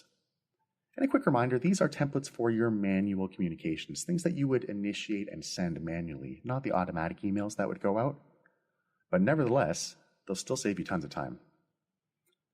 So for example, if I knew that my email was supposed to look a little something like this, I can go ahead and take this existing template, duplicate it. I'll leave it as a copy of the baseline template so I know what it is right now. But then we can go into the design section and start changing what's already there.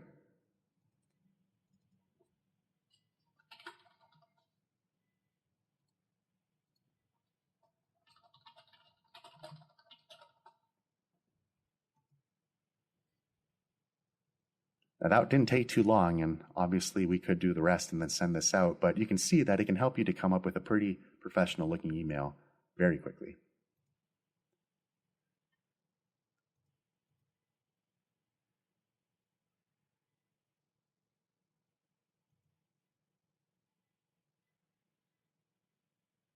The last advanced feature that I'll show you for manual emails is that you can schedule them in advance to be sent at a later date. This can be super useful if you're trying to plan in advance, or if you know that you have a sequence of emails that you want to send to your members, but you don't want to do it on the same day as you're sending the email itself. You'll see this when you're creating an email as step 5, so don't be worried if you don't see it right away. It's something that actually gets decided in step 5 for the actual delivery step. Wild Apricot keeps track of your email history for 2 years, which means that you can see exactly how many people have opened your emails, how many messages may have bounced because the user's address was not correct or there was some other issue. And you can actually see what kind of links they've clicked on if they have clicked on any links in your email itself. This is all done through the email log, and it's something that you'll probably want to turn on if it's important to you. So I've included a link in the handout here to the email log itself. You'll also be able to turn it on from Dashboard and then Organization in your Wild Apricot account. Let's move on to part 2, which will dive deeper into the social features of Wild Apricot and how you can stay engaged with your members by using the built-in gadgets to actually allow them to post and interact with one another. Now, there are a number of ways on Wild Apricot that you actually can achieve this.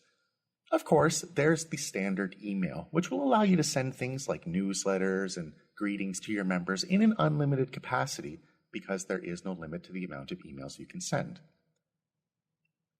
Now, something else that exists is a member directory, and within that directory, users can locate one another as well as navigate to the other person's profile. Within that profile is the option to be able to email that user using a form. Now, there are other things that are built into Wild Apricot as gadgets, things like blogs and forums that will allow you to either post content updates or maybe allow your members to post their own updates. The Members app will allow your members to view their profile quickly as well as register to any events and make any payments that they owe. And of course, you'll always be able to make website updates so that people can stay in touch as often as you're letting them.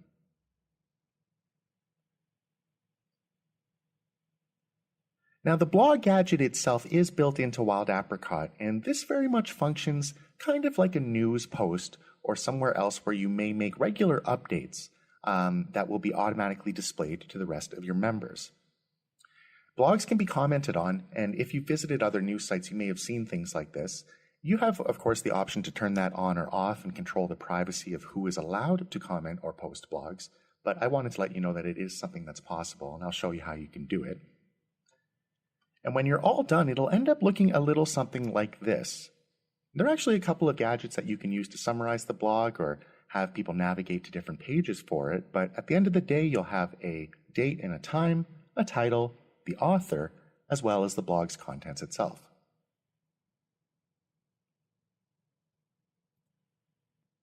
Forums are similar to blogs, but they function a little bit differently. Rather than a place to post updates or news articles that you want to release to your members, forums work more like a discussion board where users would post a topic and other users might reply to it. It has some neat options too, like you can display users' avatars so that people know who they're talking to. And of course, as an administrator, you can control the permissions on the back end so that you can manage exactly who has the ability to post or reply. At the end of the day, it looks a little something like this, and I'll go into the program to show you more, but you'll have a list of different topics, a summary of when the last message for that topic was posted, as well as how many replies. Now, because these don't necessarily apply to everybody, I wanted to provide the resources for those who are interested in blogs and forums, and you will definitely find more detailed support on the help site, including some videos and all of the settings that are able to be adjusted. We'll do a little bit of a flyover here as well. Let's take a look at how blogs function in Wild Apricot. So here we are, and this page should be familiar by now. This is your dashboard.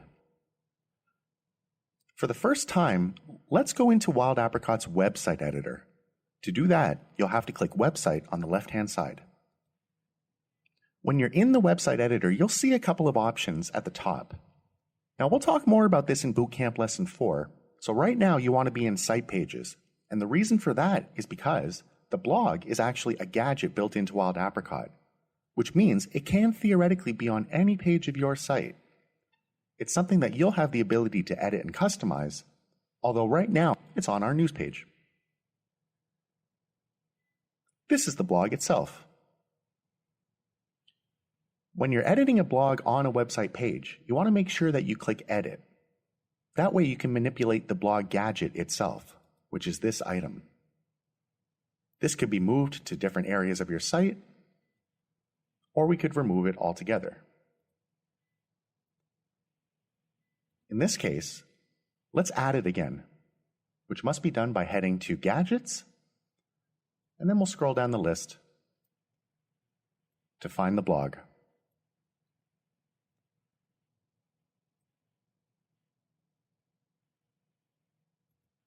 When we're ready, we can click Save, and now you have your blog itself. Pretty empty right now, so let's try adding a post. Here, you can schedule the post for the future, or you can post it right away. You'll also be able to enter a subject, as well as fill out the actual contents of that blog entry.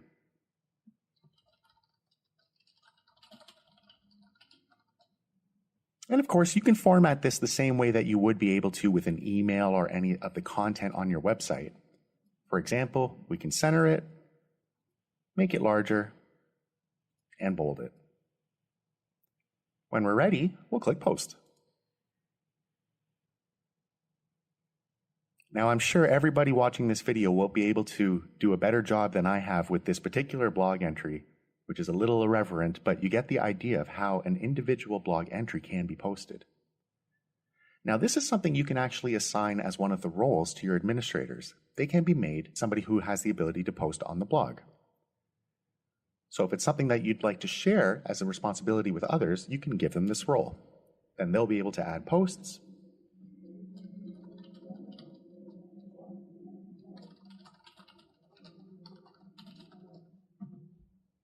and again, I'm sure they'll be much better than my posts. Now, for people who are reading the blog, they'll obviously be presented with something a little bit similar, where they will see a sample of those blog topics, and they'll be able to click into them to actually see the full blog itself.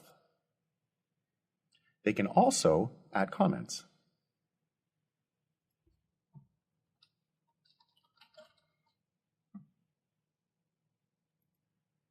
So if you do have a public blog or something that's maybe on a members only page, then you might be able to expect some of those users to actually leave comments on your blog. If you'd like to control that, it's one of the settings that you'll adjust. First, when clicking Edit, because you'll have to be adjusting that setting for the blog gadget itself. When you do, you can click the blog and see the settings that are available on the left-hand side of your screen. For example, here, we can denote who has the ability to read the blog, read and comment on the blog, or add posts to the blog. So if you'd like perhaps your gold members to be able to post, the families are allowed to comment, and the bronze members unfortunately would just have to read, then this is where you would set it. Now again, there is much more detailed information on what else you can do with the blog on our help site, so do make sure you check that out, and there is a link in the handout. But otherwise, let's move on to forums, which again are also a gadget on Wild Apricot, which means you'd be editing where your forums exist and the settings for them in the website editor. In this case, we have a sample page called Forums. Now, clicking that, we'll see two forums immediately available to us. One called the Professional Forum and one called the Social Forum. But here's a little trick I'll teach you now. This gadget, although it looks like the forum, is actually a forum summary gadget, which is a handy organizational tool to be able to help you list your forums in an attractive way, be they all of your forums or just a handful or section of them as denoted by you. And because this is the summary gadget that can be placed on any page that people can find the forum quickly, it means that the actual forum gadget must be on a deeper page, which in this case, we have two of, both a professional forum and a social forum. So you'd be able to create as many different forums as you like. Then you can use the summary gadget to group them so that they're easy to find.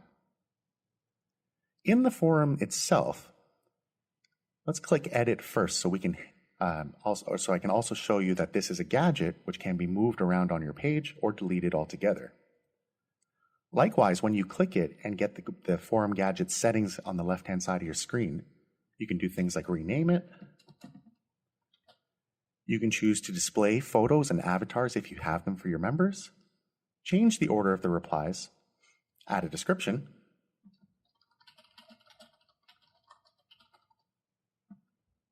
we can choose to show that on this page, not just the forum summary.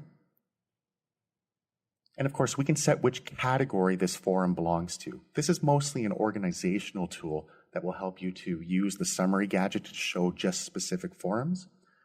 So you can place this into a category if needed. If you only have one forum, you may not need categorization, but I think it's always useful to be as organized as you can. Oops.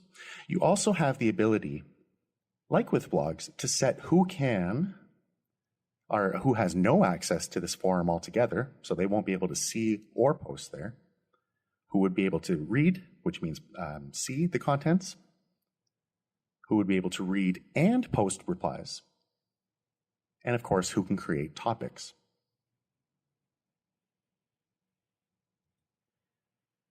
When you're finished placing the forum, you can click Save. That way we can go back to the preview of the screen itself and do something like create a new topic.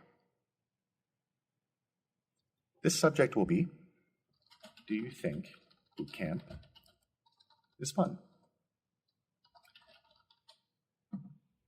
Now, because this is a discussion forum and I would expect many of my members to probably reply, this might be a little bit of a contentious topic, and what we'll do is we'll stick this one to the top of the forum to a specific date. That way people have a chance to make their opinion known. I can also do things like choose to attach files or pictures.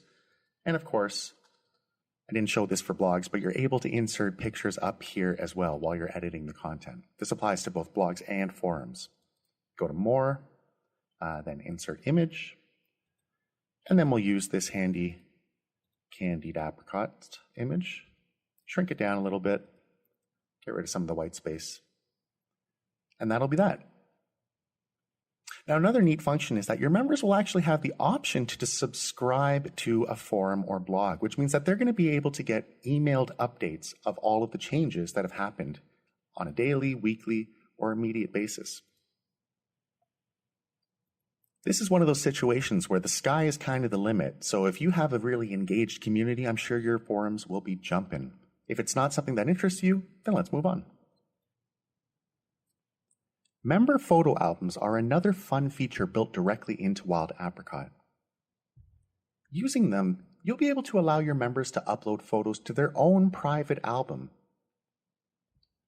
They'll have individual control over the descriptions, captions for those photos, as well as the privacy settings on who is allowed to be able to view their gallery.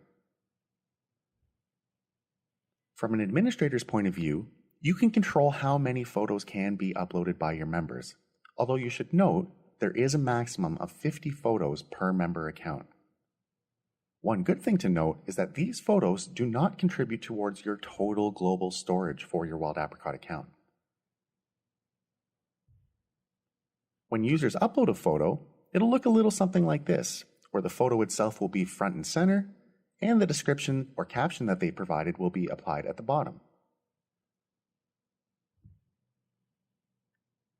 For more info on how member photo albums work, just consult the handout for today's lesson. It has links to all of the relevant sections in the help site.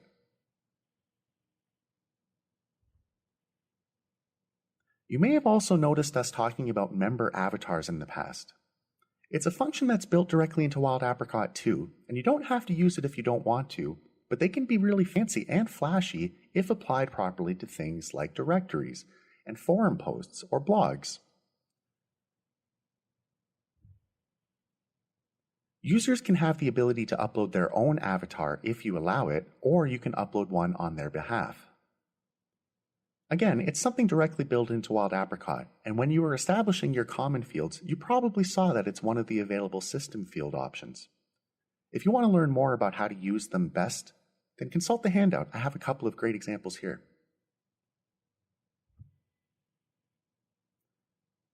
Finally, the member directory is a very powerful tool built into Wild Apricot that can allow users to locate one another, kind of similar to a Yellow Pages or White Pages format. Not only will it allow users to be listed so that you have a total total roster of everybody in your organization, but I've seen many people repurpose this for things like service directories of people who are offering professional services. Members, of course, as we touched upon, will have the ability to control their own privacy and whether or not they would like to be listed in a place like the directory. Even if they are listed in the directory, they'll be able to control any individual piece of information that they've uploaded to their account. That way, it doesn't have to be shown on a place like the directory. For example, an email address can be set by a member so that it's members only and wouldn't be available to anybody who was viewing without logging in. Your directory might look a little something like this once you're done customizing it. You can see the 4 columns for different pieces of information, as well as the 3 rows available per column so that you can list all of these options for each of your members. Augusto Sandino here has a very charming photo. You can see that his level is listed as Platinum, his location is New York, New York, and otherwise he's a font designer. Now, since this is something that you can customize, your directory might look a lot different than this example. I want to show you how you can find the directory so that you can customize it yourself. You'll see a number of options when in the directory settings on which members it should list, whether it be from a saved search or from some other categorization of members, as well as how you would like it actually to be listed on the directory itself. Those are the different columns and rows that I mentioned. Now, there is, of course, a ton more help on the directory on our help site. And of course, you can always get in touch with us if you have other questions. But I want to give you a little bit of a preview of what you can do with the directory. So let's go into the Wild Apricot program again. Now, this is also a really good opportunity to show you how to get back to the database section if you are in the website portion of Wild Apricot. You can see that we left off here with our donation goal, and some of those options on the left-hand side are our website pages. They're not the familiar Wild Apricot functions that we may have seen in the past. So if you do need to find how to go back to that other database section, it's this button up here in the top left, the main menu button.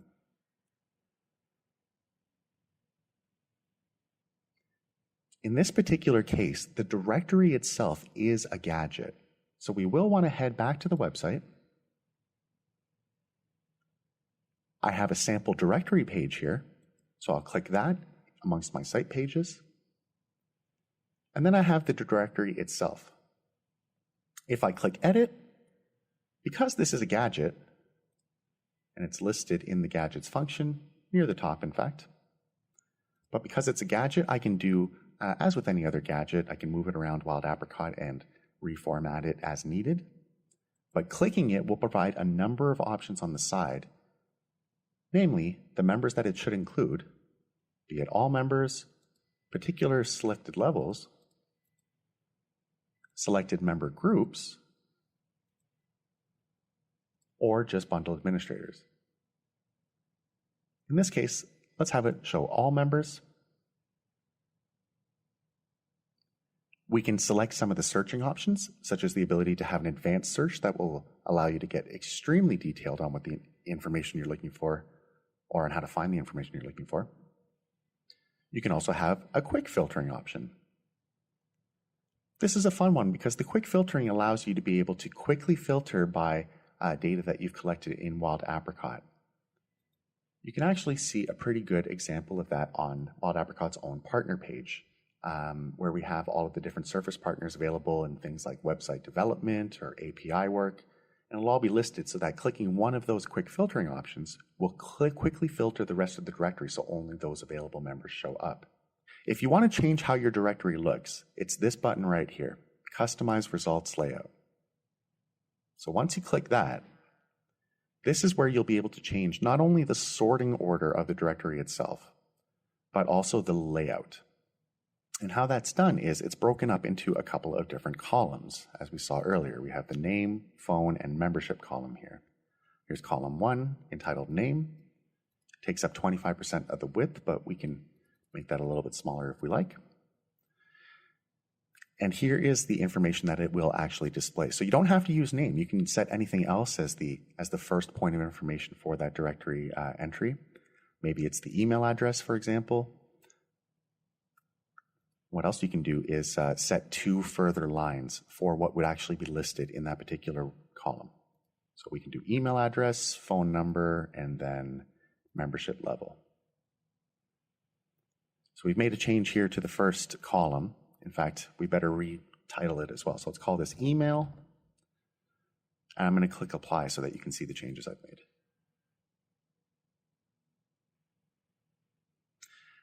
Aha. Now this is a really good, I'm glad this happened. So you'll notice that some of them have the email address and the membership level listed, but some do not. More often than not, this is usually because of the member's personal privacy settings. These people may have selected that they do not want their email address listed. As a consequence, it won't work in this function. So if you ever have a directory issue where you can't quite figure out why it's displaying a certain piece of information instead of another, it's more often than not the privacy settings. So you'd want to go ahead back to settings and privacy to adjust that. But otherwise, let's go back into Customize Results Layout. Let's scroll to the bottom a little bit because we can actually add, as I mentioned earlier, a 4th column. This one I'm going to use for avatar. That way somebody's photo will actually display in my directory. To do that, I have to select the appropriate field, which in this case is avatar. I'll click apply. And it will repurpose my directory so that it actually has an avatar column. I guess nobody has an avatar listed. That's okay. It'll be an opportunity for them to see that there's a place for it, and they should head into their profile and add one. When you're done, you'll want to click Save so that your changes actually apply to the directory itself. And when somebody visits, they'll be able to browse it.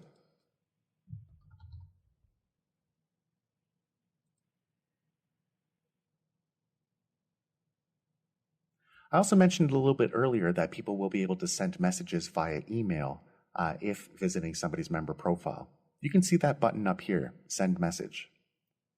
This will use Wild Apricot to send an email to this particular user. This is an option you can turn off and on in the privacy settings. So if you do not want this available, head to Settings and then Privacy. We'll do that right now. We'll head back to the database section. We'll head to Settings. We'll head to Privacy. And this is the Send Message form. Right now it's listed as anybody. Maybe I want to set that so only other members can do it. And I'm going to apply that to all of my records.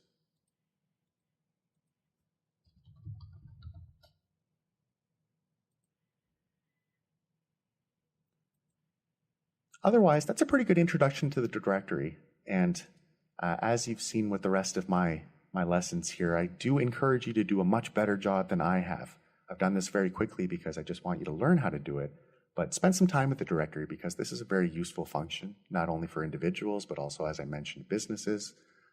So you could potentially have, somebody's business listed here, their email, phone number, and a picture. Doesn't have to be of them. It could be a different picture that they've used in the avatar field. And of course, it works great as a service directory there. Now, we're going to wrap up the social lesson here, and because I think there's been a lot shared with you, and that handout definitely has a number of links that are really going to make your site look great and take it to the next level. So as always, I will just invite you to stay in touch and ask for our help as much as we possibly can help. As always, you'll be able to do it at coaches@wildapricot.com, and the help site itself is at gethelp.wildapricot.com, so please do make sure you visit. But otherwise, this is Coach Mark signing off for Lesson 3 of the boot camp. I hope you had fun, and I hope you learned a couple of tricks that will help you to really make your site engaging and a community for your members. Have a great day. Hope to talk again soon.